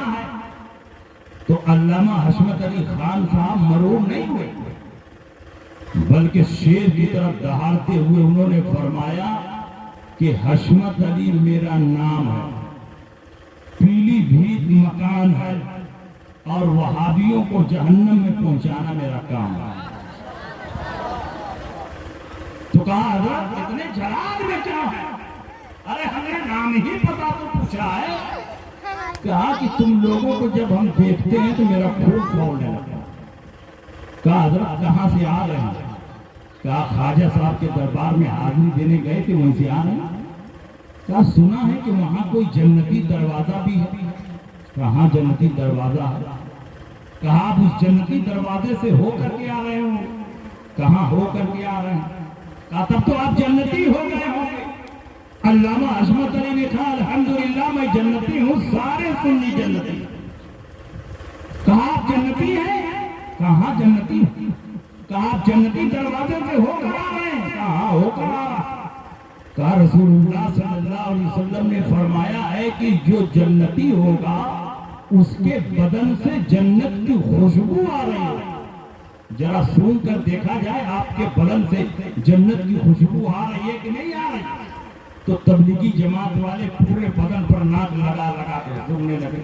کوئی یہاں ناک لگا رہا ہے, کوئی یہاں ناک لگا رہا ہے, کوئی یہاں ناک لگا رہا ہے, چاروں طرف سے سونگنے لگے. اور انہوں نے کہا, حضرت کوئی خوشبو نہیں آ رہی ہے, آپ جنتی نہیں ہیں. رسول پاک نے فرمایا ہے جو جنتی ہوگا اس کے بدن سے جنت کی خوشبو آ رہی ہوگی. آپ کے بدن سے تو جنت کی خوشبو نہیں آ رہی ہے. علامہ حشمت علی خان نے کہا, مردود, رسول پاک نے یہ بھی تو حدیث میں فرمایا ہے کہ جو جہنمی ہوگا اس پر جنت کی خوشبو حرام ہوگی. تم لوگ جہنمی ہو اس لیے تم پر جنت کی خوشبو حرام ہے. جب خوشبو حرام ہے تو تم کو آئے گی کہاں؟ میرے بھائیوں، یہ جماعت صرف فتنہ پیدا کرتی، نماز کے نام پر، روزے کے نام پر سنیوں کو گمراہ کرتی ہے. 100 سال سے زیادہ ہو گئے اس جماعت کو بنے ہوئے، لیکن اس جماعت نے آج تک کسی غیر مسلم کو کلمہ نہیں پڑھایا، کسی یہودی اور عیسائی کو کلمہ نہیں پڑھایا، بلکہ جو سنی صحیح عقیدہ ہے ان کو نماز کے نام پر، روزے کے نام پر، تبلیغ کے نام پر، تفسیر کے نام پر، دین کی باتیں سکھانے کے نام پر اپنے ساتھ لے جاتے ہیں، اور 40 دن کا چلہ مکمل ہوتے ہوتے اس کو وہابی بنا دیتے ہیں. وہ آدمی گیا تھا نماز سیکھنے کے لیے، مسائل سیکھنے کے لیے، شریعت سمجھنے کے لیے، اور جب واپس آتا ہے تو کہتا ہے کہ شب برات کا حلوہ ناجائز و حرام، 11ویں کا کھچڑا ناجائز و حرام، محرم کی سبیلیں لگانا یہ ناجائز و حرام، قبروں پر جانا ناجائز و حرام، چادر چڑھانا ناجائز و حرام. ارے تم تو نماز سیکھنے کے لیے گئے تھے، لیکن تم نماز کی بات نہیں کر رہے ہو، صرف اور صرف شرک اور بدعت کی بات کر رہے ہو. اس کا مطلب یہ ہوا کہ نماز بہانا ہے اور وہابی بنانا ان کا نشانہ ہے. یہ صرف نماز کے نام پر لوگوں کو دھوکہ دیا. اس لیے یہ جماعت صحابہ کے راستے پر نہیں. صحابہ نبی کے غیب کو مانتے تھے، یہ غیب کے منکر تھے. صحابہ نبی کی شفاعت کو تسلیم کرتے تھے، یہ شفاعت کے منکر ہیں. صحابہ نبی کے وسیلے سے دعائیں مانگتے تھے، یہ توسل کے منکر ہیں. اس لیے یہ صحابہ کے راستے پر نہیں ہوتا. کیا آپ نے حدیث میں پڑھا نہیں؟ رسول پاک سید عالم صلی اللہ علیہ وسلم جب معراج پر تشریف لے گئے تو اللہ کے نبی نے آنے کے بعد ارشاد فرمایا میری امت کے 70,000 افراد بغیر حساب و کتاب کے جنت میں جائیں گے. وجوہہم کالقمر لیلۃ البدر، ان کا چہرہ 14ویں رات کے چاند کی طرح چمک رہا ہوگا. ان میں کوئی پہلے اور کوئی بعد میں نہیں داخل ہوگا. لا يدخل اولهم حتى يدخل آخرهم، سب ایک ساتھ قدم اٹھائیں گے اور جنت میں داخل ہوں گے. جب اللہ کے نبی نے یہ حدیث ارشاد فرمائی تو عکاشہ ابن محصن اسدی نے کہا ادعو اللہ ان یجعلنی منہم یا رسول اللہ، اے اللہ کے رسول میرے لیے دعا فرما دے کہ وہ 70,000 افراد جو بغیر حساب و کتاب کی جنت میں جائیں گے ان میں میرا بھی نام شامل ہو جائے. نبی نے یہ نہیں فرمایا کہ دنیا میں شفاعت کا اختیار نہیں، دنیا میں بخشش کا پاور نہیں، بلکہ اللہ کے نبی نے اسی دنیا میں اپنی شفاعت کا جلوہ دکھاتے ہوئے ارشاد فرمایا انت منہم، جاؤ ان 70,000 میں تمہارا بھی نام شامل کر دیا. اس کا مطلب یہ ہوا کہ 70,000 کا کوٹا اگرچہ اللہ نے مقرر فرمایا ہے، لیکن اس میں کون داخل ہوگا کون خارج ہوگا، سلیکشن کا اختیار پیارے مصطفیٰ کو دیا گیا ہے. مصطفیٰ جسے چاہیں گے وہ 70,000 میں داخل ہوگا، اور جسے نہیں چاہیں گے راہ نمازیں پڑھے، روزہ رکھے، قرآن کی تلاوت کرے، نبی کی شفاعت کا مستحق نہیں ہوگا. بتاؤ یہ حدیث اعلان کر رہی ہے کہ نبی کو دنیا میں بھی شفاعت کا پاور اور اختیار ہے، لیکن یہ نبی کی شفاعت کا انکار کرتے ہیں اور کہتے ہیں کہ آخرت میں بھی نبی شفاعت کریں گے، لیکن شفاعت بالإذن، یعنی اللہ تعالیٰ جن کے بارے میں اجازت دے دے گا ان کی شفاعت کرو، ان کی شفاعت کرو، ان کی شفاعت کرو، تو صرف وہی کام کر سکتے ہیں. اپنی مرضی سے نبی جس کو چاہے جنت میں داخل کر دے، یہ نبی کا پاور اور اختیار نہیں ہے. لیکن آؤ قرآن کا مطالعہ کرو، حدیث رسول کو نگاہوں میں رکھو. پروردگار عالم نے اپنے نبی کو شفاعت کبریٰ کا منصب عطا فرمایا ہے. آپ کے سر پر شفاعت کا تاج رکھا ہے. فتح باب شفاعت آپ کے ہاتھوں پر ہوگا، اور آپ کے سجدے میں تمام انبیاء، تمام اولیاء اور تمام علماء شفاعت کریں گے. جب جب میرے مصطفیٰ شفاعت کا دروازہ نہیں کھولیں گے اس وقت تک کوئی نبی اور رسول شفاعت نہیں جائے گا. تو نبی کو اللہ نے دنیا میں بھی شفاعت کا پاور دیا اور آخرت میں بھی شفاعت کا پاور دیا. قرآن عظیم کی جب یہ آیت کریمہ اتری وَلَسَوْفَ يُعْتِيكَ رَبُّكَ فَتَرْضَىٰ، ان قریب پروردگار عالم آپ کو اتنا عطا فرمائے گا کہ آپ راضی ہو جائیں گے۔ نبی فرماتے اِذًا لَا أَرْضَىٰ وَوَاحِدٌ مِّنْ أُمَّتِي فِي النَّارِ، تب تک میں راضی ہی نہیں ہوں گا جب تک میری امت کا ایک ایک فرد جہنم سے نکل کر جنت میں داخل نہ ہو۔ بتاؤ، نبی تو اعلان فرما رہے ہیں کہ میں ایک ایک فرد کو جہنم سے نکال کر جنت میں داخل کروں گا۔ اور یہ کہتے ہیں کہ نبی کو شفاعت کا کوئی پاور اور اختیار نہیں، نبی شفاعت نہیں کر سکتے۔ جب تم نبی کی شفاعت پر ایمان ہی نہیں رکھتے ہو تو قیامت میں نبی کی شفاعت تم کو ملے گی ہی نہیں، کیونکہ اللہ کے نبی نے ارشاد فرمایا شفاعتی یوم القیامت حق فمن لم یؤمن بها لم یکن من اہلها، جو دنیا میں میری شفاعت پر ایمان نہیں رکھتا وہ قیامت میں میری شفاعت کا مستحق نہیں ہے۔ اور ہمارا تو عقیدہ ہے کہ آج ہی نبی کی پناہ لے لو، آج ہی نبی کے دامن میں آ جاؤ۔ جو آج نبی کے دامن میں نہیں آئے گا وہ قیامت میں آنا بھی چاہے تو کوئی فائدہ نہیں ہوگا۔ اعلیٰ حضرت فرماتے ہیں آج لے ان کی پناہ، آج مدد مانگ ان سے، پھر نہ مانیں گے قیامت میں اگر مان۔ قیامت میں تو بڑے بڑے کافر مان جائیں گے، لیکن اس دن ماننا کوئی فائدہ نہ دے گا۔ ایمان بالغیب معتبر ہے، اس دن تو سب کچھ مشاہدے میں آ جائے۔ تو یہ نبی کے غیب کے منکر، یہ نبی کی شفاعت کے منکر، اور یہ عقیدہ توسل کے بھی منکر یہ کہتے ہیں کہ نبی کے وسیلے سے دعا مانگنا شرک ہے، صرف اللہ سے مانگو اور کسی کو وسیلہ نہ بناؤ، جبکہ صحابہ کی تعلیمات یہ ہے کہ دینے والا اگرچہ اللہ ہے اور دعا اگرچہ اللہ سے کی جاتی ہے، لیکن جب نبیوں کو وسیلہ بنا دیا جائے تو فوراً رب کی بارگاہ میں وہ دعا قبول ہو۔ آپ اٹھائیے حدیث، ترمذی شریف کی یہ حدیث ہے، ابواب الدعوات میں یہ حدیث موجود ہے۔ اس حدیث کے راوی حضرت عثمان بن حنیف، وہ فرماتے ہیں کہ نبی اکرم صلی اللہ علیہ وسلم کی بارگاہ میں ایک صحابی آئے، نابینا صحابی، اور انہوں نے عرض کی یا رسول اللہ میرے لیے دعا فرما دیں کہ میری آنکھ روشن ہو۔ اللہ کے نبی نے فرمایا صبر کرو ثواب ملے گا۔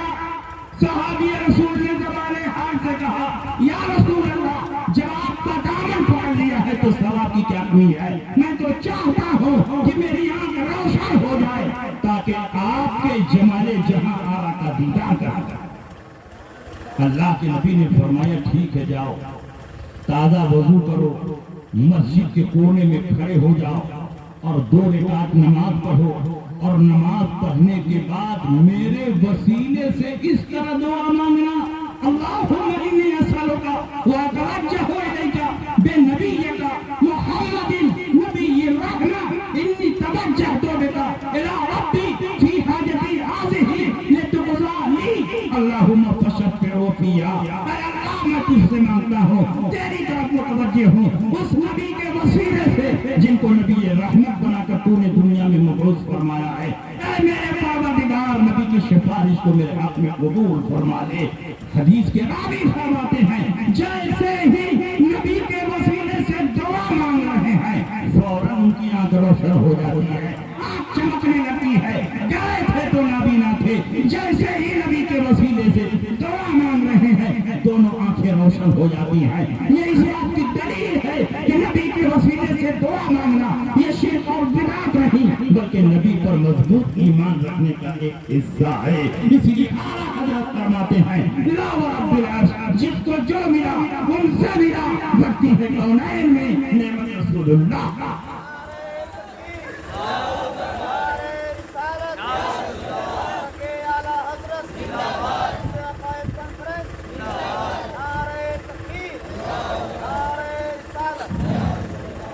اس لیے میرے بھائیوں آپ تبلیغی جماعت سے ہوشیار رہیں۔ میں دل کی گہرائیوں سے مولانا ابرار صاحب کو مبارکباد پیش کرتا ہوں کہ انہوں نے تبلیغی جماعت کے اجتماع پر اضطراب اور بے چینی محسوس کی اور سنی صحیح عقیدہ مسلمانوں کے دینوں ایمان کی حفاظت کا انتظام کیا۔ یہ درد ہر عالم کے دل میں نہیں ہوتا ہے۔ بے شمار علماء اس طرح کے معاملات کو دیکھتے ہیں اور خاموشی اختیار کرتے ہیں، لیکن جن کے دل میں اللہ نے درد پیدا کیا ہے جماعت کا، وہ جب ایسا ماحول دیکھتے ہیں تو فوراً اپنے مسلمانوں کی حفاظت کا انتظام کرتے ہیں۔ اس لیے قابل مبارکباد اور انہی کہ موسیاؤد بھائی یہ اہل حدیث ہیں، چور موسیاؤد بھائی، دونوں کے عقیدے میں کوئی فرق نہیں۔ جو ان کا عقیدہ ہے وہی ان کا عقیدہ ہے۔ وہ بھی اللہ و رسول کی بارگاہ کے گستاخ، یہ بھی اللہ و رسول کی بارگاہ کے گستاخ، یہ بھی اولیاء کرام کی عظمت کے منکر، یہ بھی اولیاء کرام کے عظمت کے منکر، یہ بھی غیب کے منکر، یہ بھی غیب کے منکر، یہ بھی توسل کے منکر، یہ بھی توسل کے منکر، یہ بھی شفاعت کے منکر، یہ بھی شفاعت کے منکر، یہ بھی زیارت قبور کے منکر، یہ بھی زیارت قبور کے منکر، یہ بھی اصحاب ثواب کے منکر، یہ بھی اصحاب ثواب کے منکر۔ دونوں کا عقیدہ ایک ہے، صرف نماز پڑھنے میں اور چند دوسری باتوں میں فرق ہے، ورنہ عقیدے کے لحاظ سے یہ دونوں ایک ہیں۔ ایک اپنے آپ کو مقلد کہتا ہے اور دوسرا اپنے آپ کو غیر مقلد کہتا ہے۔ گویا وہابیہ کی دو شاخیں ہو گئی، وہابیہ مقلدین اور وہابیہ غیر مقلدین۔ یہ غیر مقلدین بھی کم گستاخ نہیں، بڑے بد زبان، اللہ و رسول کی بارگاہ میں بڑے گستاخ، اور یہ بھی صحابہ کے راستے پر نہیں ہے۔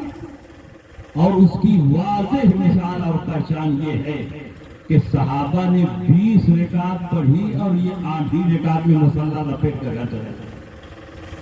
سارے صحابہ نے 20 رکعت تراویح کی نماز پڑھی۔ عمر ابن خطاب نے ابی ابن کعب کی امامت میں سارے صحابہ کو جمع فرمایا اور ابی ابن کعب نے 20 رکعت تراویح پڑھائی۔ صحابہ میں سے کسی نے انکار نہیں کیا۔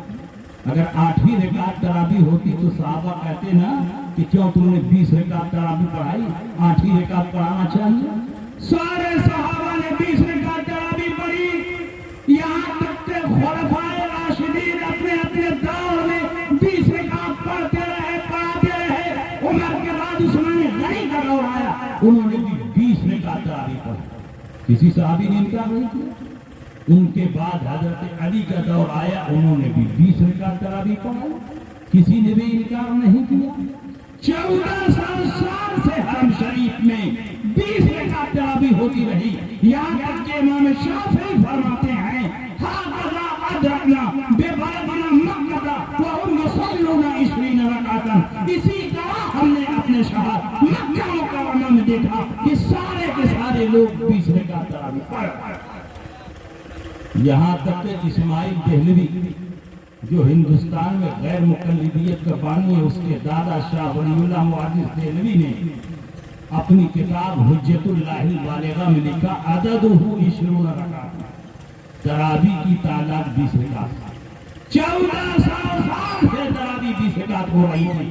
تمام صحابہ، تابعین، تبع تابعین، ائمہ مجتہدین، بزرگان دین، اولیاء کاملین سب 20 پڑھتے رہے۔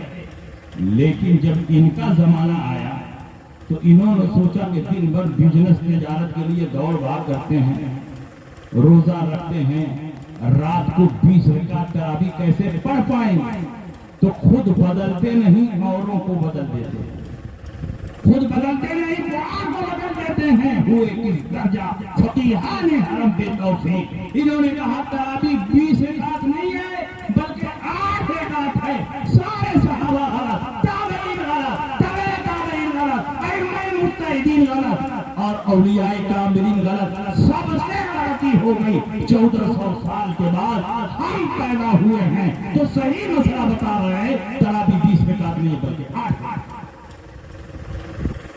8 رکعت تراویح کر دیا۔ اب وتر 3 رکعت تھی تو اس کو گھٹا کے 1 رکعت کر دیا۔ 1 رکعت کی کوئی نماز آپ نے دیکھی ہے؟ اور کچھ ہی دنوں کے بعد یہ فتویٰ دیں گے کہ وتر کی نماز 1 رکعت نہیں، آدھی رکعت، خالی رکوع کرو اور گھر جاؤ، کام ہو۔ حضرت عائشہ صدیقہ فرماتی ہے حضور علیہ السلام عشاء کی نماز پڑھنے کے بعد اپنے حجرے میں تشریف لاتے آرام فرماتے، رات کے آخری پہر میں اٹھتے 8 رکعت تہجد پڑھتے اور 3 رکعت وتر پڑھتے۔ ما کان یزید علی رسول اللہ صلی اللہ علیہ وسلم 11 رکعت، رسول پاک نے 11 رکعت سے زیادہ کبھی رات میں نماز نہیں پڑھی ہے۔ فی رمضان وغیرہ، رمضان میں بھی یہی معمول تھا اور رمضان کے سوا میں بھی۔ اب 11 رکعت کیسے بنے گی؟ تو 8 رکعت تہجد اور 3 رکعت وتر، دونوں کو جوڑیں گے تو کتنا بنے گا؟ 11 رکعت۔ یہی رمضان میں بھی آپ کا معمول تھا اور یہ رمضان کے سوا میں بھی معمول تھا۔ جب ان سے بار بار پوچھا گیا کہ تراویح 8 رکعت ہے اور تم اہل حدیث ہو تو کوئی حدیث تو پیش کرو، لیکن حدیث رہے تب نا، کہاں سے پیش کریں گے؟ تو اسی تہجد والی روایت کو اٹھا کر کے تراویح پڑھی۔ حضور علیہ السلام 11 رکعت پڑھتے تھے جس میں 8 رکعت تراویح کی نماز۔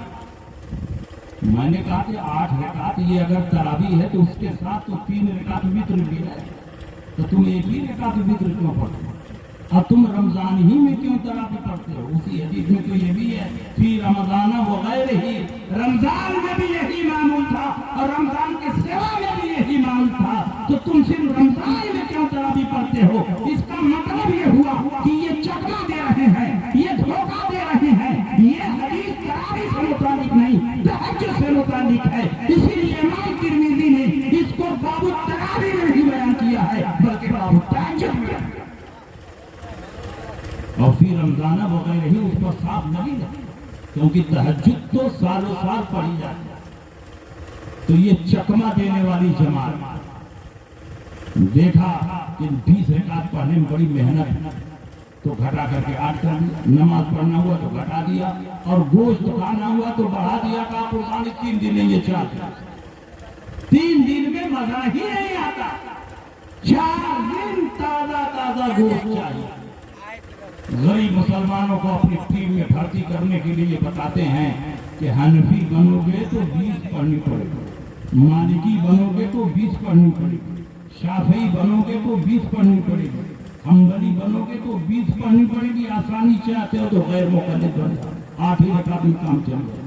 لیکن جب بقرعید آئے گا تو بڑا فائدہ ملے گا، اور لوگوں کے یہاں تو 3 دن میں قربانی ختم ہو جائے گی، ہمارے یہاں 4 دن تازہ تازہ گوشت کھانے کو ملتا ہے۔ اور ان کے ایک مجتہد ہیں صدیق حسن بھوپالی، جن کا نام سرما بھوپالی ہے۔ انہوں نے اپنی کتاب بدر الاحلہ میں لکھا کہ ایک بکرے میں 100 آدمیوں کی قربانی جائے۔ ایک بکرے میں کتنے لوگوں کی قربانی؟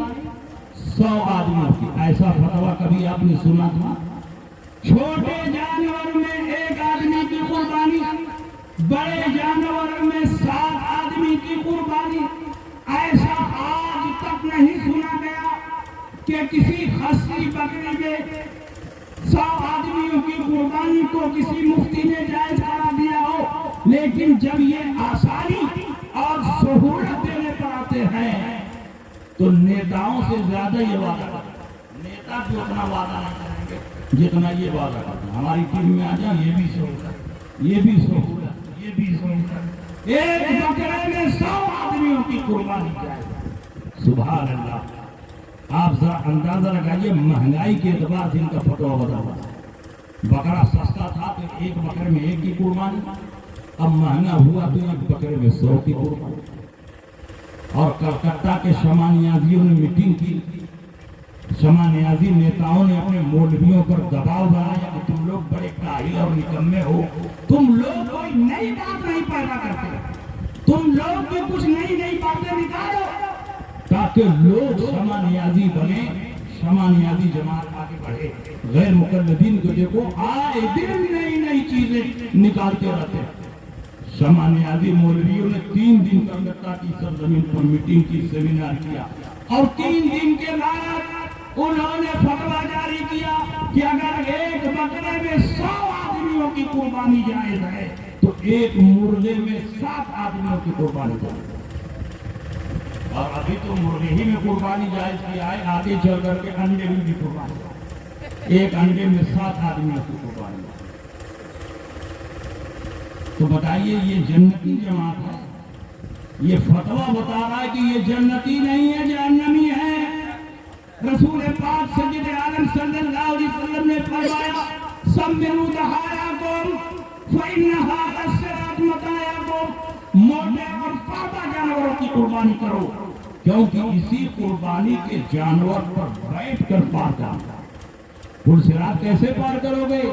कुर्बानी के जानवर पर बैठकर पुलसिरात पार करना है। और बुखारी की दूसरी हदीस बताती है कि पुलसिरात के नीचे ही जहन्नम है। तो जिस जानवर की कुर्बानी करोगे उसी कुर्बानी के जानवर पर बैठकर पुलसिरात पार करना है। इसलिए जानवर मोटा होना चाहिए, बड़ा होना चाहिए, ताकि पुलसिरात पार कर सको। और इन्होंने फतवा दे दिया एक बकरे में 100 आदमियों की कुर्बानी जाए, उन्होंने फतवा दिया एक मुर्गे में 7 आदमियों की कुर्बानी जाए। तो जब एक बकरे पर 100 मुकल्लिफ सवार होंगे और एक मुर्गे पर 7 शमानियाजी सवार होंगे, तो बकरा भी वहीं उलट जाएगा, मुर्गा भी। तो बताइए जब बकरा उल्टेगा तो कहाँ जाएगा? पुलसिरात के नीचे जन्नत है कि जहन्नम? जहन्नम है। तो ऐसी जमात के साथ हमको नहीं रहना है जो जहन्नत में पहुंचा दे, ऐसी जमात के साथ रहना है जो जन्नत में पहुंचाए। जन्नत में पहुंचाने वाली जमात का नाम अहले सुन्नत है, जिसकी पहचान आज के दौर में मसलक आला हजरत में होती है। गौसे पाक जन्नती जमात के लीडर है, ख्वाजा अजमेरी जन्नती जमात के रहबर है, निजामुद्दीन औलिया जन्नती जमात के कायद हैं, महबूब इलाही जन्नती जमात के रहबर है। इन बुजुर्गों के रास्ते पर जो चलेगा वो सीधे जन्नत में पहुंचेगा। इसलिए आप दोनों से होशियार। ये हदीस बहुत सुनाते करते हैं, हम लोग सिर्फ हदीस पर अमल करते हैं। आप लोग तो हदीस पर अमल नहीं करते हैं। हम लोग तो हर मसला हदीस की रोशनी में तय करते हैं और हदीस ही पे अमल करते हैं, कभी हदीस के खिलाफ अमल नहीं करते। और यही नहीं कि सिर्फ हदीस पर, बल्कि इनका दावा है कि हम बुखारी की हदीस पर अमल। इसीलिए ये बात बात पर बुखारी की हदीस, मिलाद जायज है तो बुखारी में दिखाइए, सलाम जायज है तो बुखारी में दिखाइए, क़याम जायज है तो बुखारी में दिखाइए, उर्स करना जायज है तो बुखारी में दिखाइए, मिलाद पढ़ना जायज है तो बुखारी में दिखाइए। इस तरह बुखारी बुखारी चिल्लाते हैं गोया रसूल पाक ने कहीं हुक्म दिया हो कि सिर्फ बुखारी की हदीस पर अमल करना, बाकी किसी हदीस पर अमल नहीं करना। क्या रसूल पाक ने ऐसा कोई हुक्म दिया है? रसूल के जमाने में बुखारी शरीफ थी। बुखारी शरीफ तो 3री सदी हिजरी में लिखी गई। क्या उससे पहले हदीस पर अमल नहीं होता था? क्या उससे पहले लोग दीन और शरीयत पर अमल नहीं करते थे? इमाम बुखारी 3री सदी हिजरी में पैदा हुए, बुखारी शरीफ 3री सदी हिजरी में लिखी गई। इसका मतलब यह है कि मेराज ये नहीं है कि बुखारी में दिखाओ, मेराज ये होना चाहिए कि सही हदीस में दिखाओ। जहाँ सही हदीस मिलेगी वहाँ हम अमल करेंगे, बुखारी में मिलेगी तो बुखारी में अमल करेंगे, और बुखारी के अलावा में मिलेगी तो वहाँ भी।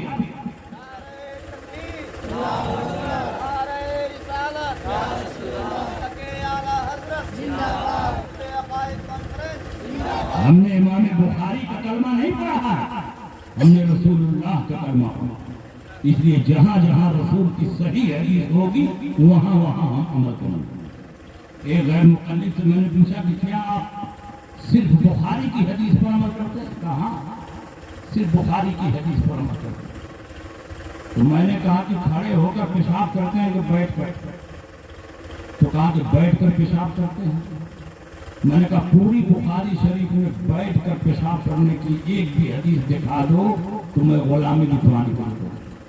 पूरी बुखारी शरीफ में एक भी हदीस ऐसी नहीं है जिससे ये साबित होता हो कि बैठ कर पेशाब करना चाहिए। 3 हदीसें हैं हुज़ैफा इब्नुल यमान की, और इमाम बुखारी ने बाब बांधा है, बाबुल बौल कायमन व कायदन, बैठकर और खड़े होकर पेशाब करने का बयान। और इस उन्वान के तहत 3 हदीसें जिक्र की हैं, लेकिन तीनों हदीसों میں کھڑے ہو کر پیشاب کرنے کا ذکر ہے، بیٹھ کر پیشاب کرنے کا ذکر نہیں ہے۔ کیا اب مسلمان کھڑے ہو کر پیشاب کرنے لگے اس لیے کہ بخاری شریف میں کھڑے ہو کر پیشاب کرنے کا ذکر ہے؟ ہرگز نہیں۔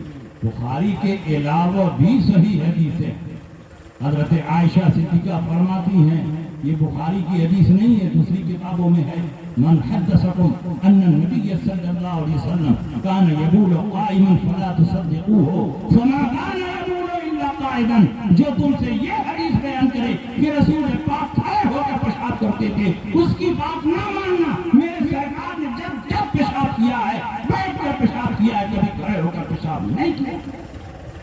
تو آپ بتائیے حضرت عائشہ جو حضور کی زوجہ محترمہ ہیں اور دن رات حضور کے ساتھ میں ہیں، رات کی تنہائیوں میں حضور کے ساتھ ہیں، وہ زیادہ بہتر بتائیں گی کہ باہر والے صحابہ زیادہ بہتر بتائیں؟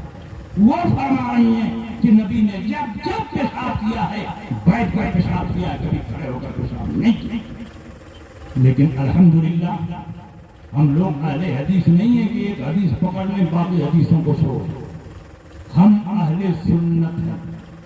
جب دو حدیثیں آپس میں ٹکراتی ہیں تو ہم یہ دیکھتے ہیں کہ اس میں رسول اللہ کی سنت کیا ہے۔ بخاری شریف میں کھڑے ہو کر پیشاب کرنے کا ذکر، بخاری کے باہر بیٹھ کر پیشاب کرنے کا ذکر، حدیث میں کھلا ہوا تعارض اور ٹکراؤ ہے۔ لیکن جب ہم شارحین حدیث کی خدمت میں پہنچے، ابن حجر اسقلانی، امام قسطلانی، امام بدر الدین عینی، انہوں نے اپنی کتابوں میں لکھا ہے کہ بخاری شریف میں جو کھڑے ہو کر پیشاب کرنے کی حدیث ہے وہ حالت عذر پر محمول ہے کہ رسول پاک ایک مرتبہ جنگ سے واپس آ رہے تھے، گھوڑے سے گر گئے، پاؤں فریکچر کر گیا، تو رسول پاک کھڑے ہو کر پیشاب کر رہے تھے، بیٹھ کر پیشاب کرنے پر قدرت نہیں تھی۔ رسول پاک نے دیکھا کہ مجھے بیٹھ کر پیشاب کرنے میں سخت تکلیف ہو رہی ہے، تو رسول پاک نے اپنی امت کی تکلیف کا احساس فرمایا اور انہیں کو جواز کی دلیل فراہم کرنے کے لیے، بیان جواز کے لیے رسول پاک نے چند مرتبہ کھڑے ہو کر پیشاب کیا تاکہ امت کو آسانی مل جائے۔ اگر رسول پاک نے ایسا نہ کیا ہوتا اور آپ کا ایکسیڈنٹ ہو جاتا، پاؤں فریکچر کر جاتا، اس پر پلاسٹر لگتا اور آپ بیٹھ کر پیشاب کرنے کی طاقت نہ پاتے تو کیسے پیشاب کرتے؟ رسول پاک نے وہاں کے لیے عمل پیش کر دیا ہے، وہاں کے لیے طریقہ بتا دیا ہے۔ لیکن حضرت عائشہ صدیقہ بیان کر رہی ہیں جب جب پیشاب کرتے بیٹھ کر پیشاب کرتے، مطلب یہ کہ جب کوئی عذر نہیں ہوتا، کوئی تکلیف نہیں ہوتی، کوئی پریشانی نہیں ہوتی، تو جب جب میرے سرکار پیشاب کرتے بیٹھ کر پیشاب کرتے، کبھی کھڑے ہو کر پیشاب نہیں کرتے۔ تو کھڑے ہو کر پیشاب کرنا حالت عذر میں جائز ہے اور بیٹھ کر پیشاب کرنا یہ رسول اللہ کی سنت ہے۔ بتائیے سنت پہ عمل کریں گے کہ جائز پہ عمل کریں گے؟ سنت پہ عمل کریں گے۔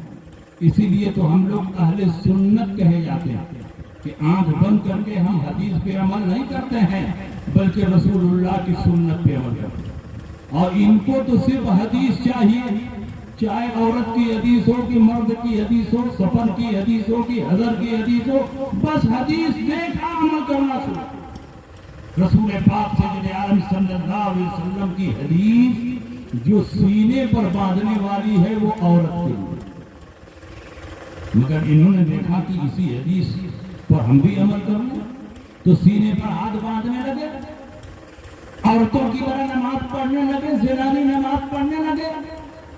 جبکہ ہم سے بات بات پر بخاری کی حدیث کا مطالبہ، ہم آپ سے پوچھتے ہیں کہ آپ نے سینے پر ہاتھ باندھنے کی حدیث کہاں سے لی ہے؟ بخاری میں دکھائیے، مسلم میں دکھائیے، ترمذی میں دکھائیے، ابو داؤد میں دکھائیے، نسائی میں دکھائیے، ابن ماجہ میں دکھائیے۔ آپ ہم سے بخاری کی حدیث کا مطالبہ کرتے ہیں، ہم 6 کتابوں میں دکھانے کی بات کر رہے ہیں۔ مردوں کے لیے سینے پر ہاتھ باندھنے کی ایک بھی حدیث اگر صحیح ستہ میں دکھا دو تو 1 لاکھ روپیہ انعام دینے کے لیے تیار۔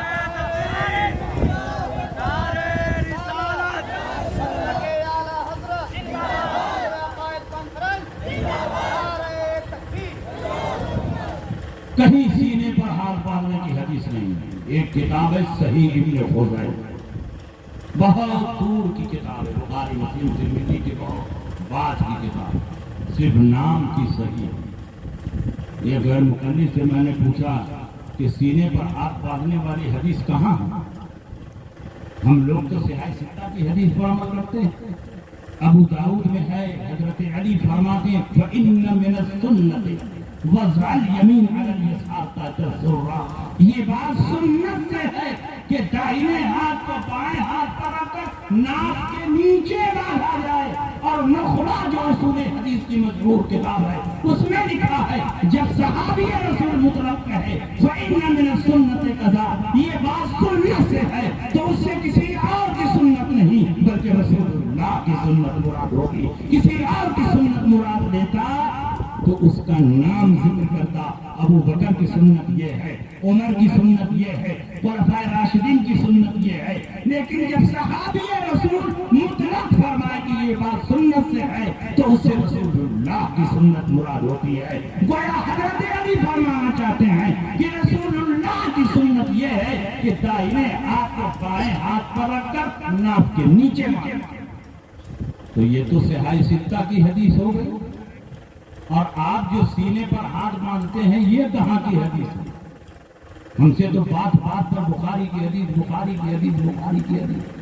तो कहा सही इब्ने खुज़ैमा में। मैंने कहा सही इब्ने खुज़ैमा में क्या है?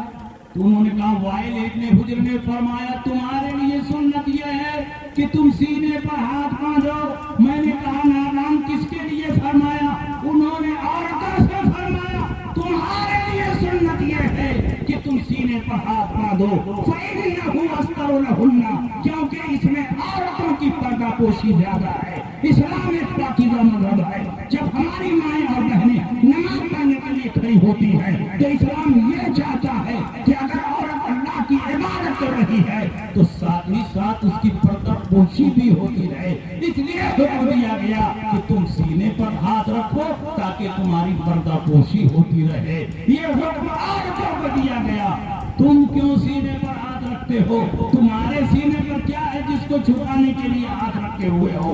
अगर मर्द हो तो मर्दों की हदीस पर अमल करो, अगर औरत हो तो औरतों की हदीस पर अमल करो, और दोनों के बीच में हो तो जिस पर चाहो। इसलिए मेरे भाइयों ये सब चकमा देने वाली जमात, ये अहले हदीस नहीं है, मुनकिरीने हदीस है। ये आमिलीन हदीस नहीं, ये तारिकीन हदीस। इनका अमल हदीस के मुताबिक नहीं। ये कहते हैं कि हम लोग किसी इमाम की तकलीफ नहीं करते, डायरेक्ट कुरान और हदीस पर अमल करते। अल्लाहु अकबर। 1,24,000 कमो बेश सहाबा थे, लेकिन सिर्फ 21 सहाबा ऐसे थे जो डायरेक्ट कुरान और हदीस पर अमल करते। बाकी सारे सहाबा इन्हीं बड़े बड़े सहाबा से पूछकर अमल करते थे। क्या इनके पास कुरान का इल्म नहीं था? क्या इनके पास हदीसें नहीं थी? कुरान तो इनकी मादरी जबान में उतर रहा, दिन रात मिशकात नबूवत से हदीसें सुन रहे, फिर भी आम सहाबा डायरेक्ट कुरान और हदीस पर अमल नहीं कर रहे हैं, बल्कि सहाबा से पूछकर समझकर अमल कर रहे हैं। क्योंकि उनको मालूम है कि कुरान और हदीस से डायरेक्ट मसला निकालना हर आदमी के बस में नहीं है। ये काम वही कर सकता है जिसको अल्लाह ने इज्तिहाद के दर्जे पर फाइज किया। और आज के दौर में कौन मुस्तहिद है? उनकी में बैठकर पान लगा रहे हैं, हम डायरेक्ट कुरान और हदीस पर अमल। खेत में हल चला रहे हैं, हम डायरेक्ट कुरान और हदीस पर अमल। और 5 साल के लिए सऊदीया चले गए थे, इमाम आज़म अबू हनीफा बनते। इतनी हदीसें जान लेते हैं कि अब इनके मुकाबले में कोई हदीस नहीं जानते। कुरान और हदीस से डायरेक्ट मसला। मैं आपको बताना चाहता हूं कि कुरान और हदीस से मसला निकालना इतना आसान नहीं है। सिर्फ ट्रांसलेशन और तर्जुमे से कुरान और हदीस को कोई नहीं समझ पाता। और आज के दौर में गैर मुक़ल्लिदीन जो डायरेक्ट कुरान और हदीस से मसला निकालने की कोशिशें कर रहे हैं, ये कदम कदम पर ठोकर खा रहे हैं। न तो कुरान पर अमल हो रहा है, न हदीस रसूल पर अमल। ये कहते हैं कि हम तो अमल कर लेते हैं, हम तो कुरान और हदीस से मसला निकाल लेते हैं। और जब इन्होंने मसला निकालना शुरू किया तो एक मसला निकला और एक मसला अपनी कौम को बताया कि सूअर का गोश्त हराम है मगर चर्बी हराम नहीं। ان سے پوچھا گیا کیوں؟ سور کا گوشت حرام مگر چربی حرام نہیں ہے. تو یہ قرآن سے ثابت ہے. قرآن میں اللہ فرماتا حرمت علیکم المیتۃ والدم ولحم الخنزیر، تمہارے اوپر مردار حرام کیا گیا، تمہارے اوپر خون حرام کیا گیا، تمہارے اوپر سور کا گوشت حرام کیا گیا. یہ کہتے ہیں کہ اس آیت میں اللہ نے گوشت کو حرام کیا ہے، چربی کو کہاں حرام کیا ہے؟ اس لیے گوشت حرام رہے گا اور چربی حرام رہے گا. میں نے کہا کہ تم لوگوں نے اپنے حساب سے ٹھیک ہی مسئلہ نکالا. تمہارے لیے تو سور کی چربی حلال ہی رہے. اسی قرآن میں اللہ نے یہ بھی فرمایا الخبیثات للخبیثین والخبیثون للخبیثات والطیبات للطیبین والطیبون للطیبات. خبیث اور ناپاک چیزیں ناپاکوں کے لیے ہیں، طیب و طاہر اور پاک چیزیں پاکوں کے لیے ہیں. ہم پاک ہیں تو شب برات کا حلوہ ہے، ہم پاک ہیں تو گیارہویں کا کھچڑا ہے. تم نجس اور ناپاک ہو تو تمہارے لیے سور کی چربی. تم اپنی قسمت کے ناز کرو، ہم اپنے مقدر ہو. اس لیے میرے بھائیوں، وہابیہ کی دونوں شاخوں سے ہوشیار رہنے کی ضرورت ہے. ایک شاخ کا نام دیوبندی، دوسرے شاخ کا نام غیر مقلد اور اہل حدیث. اور اپنی جماعت کے ذمہ دار علماء سے رابطہ رکھنے کی ضرورت ہے. پوری مضبوطی کے ساتھ مسلک اعلیٰ حضرت پر قائم رکھنے کی ضرورت ہے. آج کا دور یہ فتنوں کا دور ہے. اگر آپ نے مسلک اعلیٰ حضرت پر مضبوطی کے ساتھ استقامت نہیں اختیار کی تو کوئی بھی جماعت آپ کی آبادی میں آئے گی اور آپ کو گمراہ کر کے نکل جائے گی. ایک آخری بات سن لیجیے، تقریر ختم ہو جائے. آج بہت سارے مسلمان کنفیوژن کے شکار ہیں. کسی کلمہ کو کافر نہ کہو، کسی کو برا بھلا نہ کہو. کیا ضرورت ہے؟ کلمہ پڑھ رہا ہے، اس کا عمل اس کے ساتھ، ہمارا عمل ہمارے ساتھ. کسی کلمہ پڑھنے والے کو کافر نہیں کہنا چاہیے، اس کو مسجد سے نہیں بھگانا چاہیے. میں آپ سے پوچھنا چاہتا ہوں کہ رسول پاک صلی اللہ علیہ وسلم نے مسجد نبوی سے جن منافقین کو نکالا تھا وہ کلمہ پڑھتے تھے کہ نہیں پڑھتے تھے؟ کعبہ کی طرف منہ کر کے نماز پڑھتے تھے کہ نہیں پڑھتے تھے؟ نبی کے جھنڈے کے نیچے جہاد کرتے تھے کہ نہیں کرتے تھے؟ قرآن کی تلاوت کرتے تھے کہ نہیں کرتے تھے؟ داڑھی ٹوپی رکھتے تھے کہ نہیں رکھتے تھے؟ وہ معمولی امام کے پیچھے نہیں نماز پڑھتے تھے، امام الانبیاء کے پیچھے نماز پڑھتے تھے. لیکن وقت آیا تو اللہ نے وحی کے ذریعے اللہ کے نبی نے یہ اشارہ دے دیا کہ یہ لاکھ نمازیں پڑھے، روزہ رکھے، لیکن ہرگز یہ مسلمان نہیں ہے. کیونکہ وحی کے ذریعے مجھے یہ اطلاع دی جا چکی ہے کہ ان کے دل میں ایمان نہیں ہے بلکہ کفر چھپا ہوا ہے. جس کے دل میں محبت رسول نہ ہو، جس کے دل میں عظمت نبی ہو، لاکھ نمازیں پڑھے، روزہ رکھے، قرآن کی تلاوت کرے، وہ ہرگز مسلمان نہیں. اللہ کے نبی نے نام لے لے کر کے جمعہ کے دن اپنے خطبے میں ان کو پالا، یا فلاں اخرج فإنک منافق، اے فلاں تم بھی نکلو، تم بھی منافق ہو، اے فلاں تم بھی نکلو، تم بھی منافق ہو. اور جب منافقین مسجد نبوی سے نکل کر جا رہے تھے تو بہت سے صحابہ جمعہ پڑھنے کے لیے آ رہے تھے. اب یہ منافقین چہرے پر رومال ڈال کر چہرہ چھپائے ہوئے تبلیغی جماعت کی طرف نکل رہے ہیں کہ کوئی دیکھنا نہیں، کوئی جاننا نہیں. صحابہ نے کہا کیا بات ہے، آج نماز پہلے ہو گئی ہے کیا؟ یہ نمازی کہاں نکل کر کے جا رہے ہیں؟ جب اندر گھسے تب پتا چلا کہ یہ وہ کلمہ پڑھنے والے ہیں جنہوں نے صرف زبان سے کلمہ پڑھا ہے اور نبی کی عظمت کو دل میں تسلیم نہیں کیا ہے. تو اللہ نے وحی کے ذریعے نبی کو مطلع فرما دیا ہے کہ جن کے دل میں عظمت مصطفیٰ نہ ہو، لاکھ نمازیں پڑھے وہ مسلمان نہیں. اسی کو تو اللہ نے فرمایا وَمِنَ النَّاسِ مَن يَقُولُ آمَنَّا بِاللَّهِ وَبِالْيَوْمِ الْآخِرِ وَمَا هُمْ بِمُؤْمِنِينَ. لوگوں میں کچھ لوگ وہ ہیں جو کہتے ہیں آمنا باللہ والیوم الآخر، ہم اللہ پر ایمان لے آئے اور یوم آخرت پر ایمان لے آئے، لیکن حقیقت میں وہ مسلمان نہیں. اس کا مطلب کہ کلمہ پڑھنے کے باوجود بھی کچھ لوگ مسلمان نہیں رہے. اور آگے بڑھی صدیق اکبر کا زمانہ آیا، کچھ لوگوں نے زکات کی فرضیت کا انکار کر دیا، کہا ہم نماز پڑھیں گے، روزہ رکھیں، لیکن زکات نہیں دیں گے۔ حضرت صدیق اکبر نے فرمایا جو نماز اور زکات میں فرق کرے میں اسے جہاد کروں گا۔ جس طرح نماز فرض ہے اور اس فرضیت کا منکر کافر ہے، اسی طرح زکات بھی فرض ہے اور زکات کی فرضیت کا منکر بھی کافر ہے۔ اس لیے اگر نبی کے زمانے میں ایک رسی جس سے اونٹ کا پاؤں باندھا جاتا تھا، اگر وہ رسی دیتے تھے تو جب تک وہ رسی نہیں دے دیں گے اس وقت تک میں ان کا پیچھا نہیں چھوڑوں گا۔ صدیق اکبر نے ان سے جہاد فرمایا۔ میں آپ سے پوچھنا چاہتا ہوں کہ جن منکرین زکات نے زکات کی فرضیت کا انکار کیا تھا، کیا وہ کلمہ نہیں پڑھتے تھے؟ کیا وہ نماز نہیں پڑھتے تھے؟ کیا وہ خانہ کعبہ کا طواف نہیں کرتے تھے؟ کیا وہ قرآن کی تلاوت نہیں کرتے تھے؟ ان تمام چیزوں کو تسلیم کرتے تھے، صرف ایک امر ضروری کا انکار کیا تو اللہ کے نبی نے اور نبی کے خلیفہ نے یہ فتویٰ ثابت فرما دیا کہ یہ ہرگز مسلمان نہیں، اور انہوں نے تو کئی ضروریات دین کا انکار کر دیا ہے۔ نبی کی تعظیم ضروریات دین سے ہے، جو نبی کی توہین کر رہا ہے وہ ضروریات دین کا منکر ہے۔ نبی کے علم کو چوپائے اور پاگلوں سے تشبیہ دینا یہ نبی کی توہین ہے، اس لیے یہ کافر ہیں۔ خاتم النبیین ماننے سے انہوں نے انکار کیا، اور نبی کو خاتم النبیین ماننا یہ بھی ضروریات دین سے ہے، اس لیے یہ کافر و مرتد ہیں۔ ایک دو نہیں، کئی امر ضروری کا انکار کرنے کی وجہ سے یہ کافر و مرتد۔ اس لیے آپ یہ نہ کہیں کہ کسی کلمہ پڑھنے والوں کو برا بھلا نہیں کہنا چاہیے، کسی کلمہ پڑھنے والوں کو مسجد سے نہیں روکنا چاہیے۔ جس کے دل میں ایمان نہ ہو، نبی کی گستاخی اور توہین جو بھی ہو، وہ لاکھ نمازیں پڑھے، روزہ رکھے، ہرگز وہ مسلمان نہیں ہے۔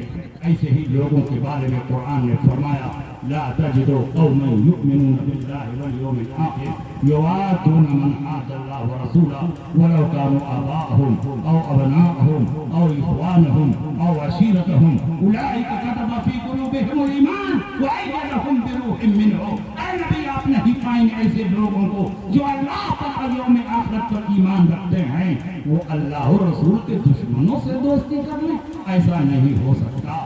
اگر سے وہ ان کے باپ کیوں نہ ہو، ان کے بیٹے کیوں نہ ہو، ان کے بھائی کیوں نہ ہو، ان کے کنبے اور قبیلے کے کیوں نہ ہو، جو اللہ اور رسول کے دشمنوں سے دوستی نہیں کرتے یہ وہ سچے اور پکے مسلمان ہیں کہ ان کے دلوں میں اللہ نے ایمان کو جمع دیا ہے اور روح القدس کے ذریعے ان کی تائید و حمایت کی ہے۔ اس لیے ایسے ہی لوگ مسلمان ہو سکتے ہیں جو اللہ اور رسول کے دشمنوں سے دوستی نہ کریں۔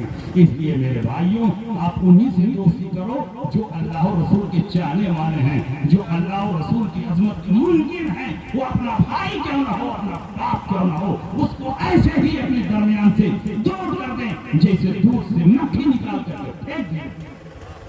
اس لیے انہی باتوں کے ساتھ میں آپ کے درمیان سے رخصت ہو رہا ہوں۔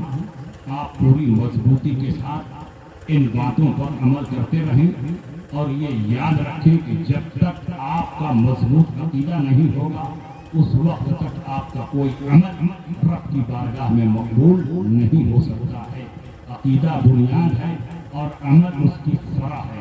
یہ لوگ صرف نماز کی تحریک لے کر گھوم رہے ہیں لیکن یہ عقیدہ نہیں سدھار رہے ہیں۔ ان پر لازم اور ضروری ہے کہ تمام ضروریات دین جس کا انہوں نے انکار کیا ہے، وہ تمام کفری عبارتیں جو ان کی کتابوں میں چھپ رہی ہیں، ان تمام مولویوں کو یہ کافر و مرتد ہونے کا اعلان کریں جنہوں نے یہ عبارتیں لکھی ہیں۔ جب تک یہ ان کتابوں کو چوراہے پر کر آپ نہیں لگائیں گے، جب تک یہ ان کفری عبارتوں کے کفری ہونے کا اعلان نہیں کریں گے، اور جب تک ان مولویوں کو کافر و مرتد ہونے کا اعلان نہیں کریں گے، اس وقت تک ہمارا اور ان کا اتحاد نہیں ہو سکتا ہے۔ ہم اتحاد کے دشمن نہیں ہیں لیکن نبی کی گستاخی کے ساتھ اتحاد نہیں ہو سکتا، کفری عبادتوں کے ساتھ اتحاد نہیں ہو سکتا۔ جب تک یہ کتابیں چھپتی رہیں گی، جب تک ان کفری عبادتوں کے ذریعے مسلمانوں کی آزادی ہوتی رہے گی، اس وقت تک ہمارا اور ان کا اتحاد نہیں ہو سکتا۔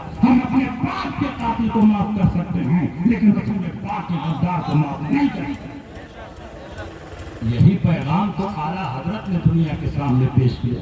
दुश्मन अहमद पे शिद्दत कीजिए, मुल्हिदों की क्या मुरव्वत कीजिए, गैब में जल जाए बेदीनों के दिन, या रसूल अल्लाह की कसरत कीजिए, कीजिए चर्चा उन्हीं का सुबह शाम, जाने का फिर पर क़यामत कीजिए, मिस्र फारिस ज़ल्ज़ले हो लहद में ज़िक्र आयात विलादत कीजिए, शिर्क करे जिसमें ताज़ीम हबीब उस बुरे मज़हब पे लानत।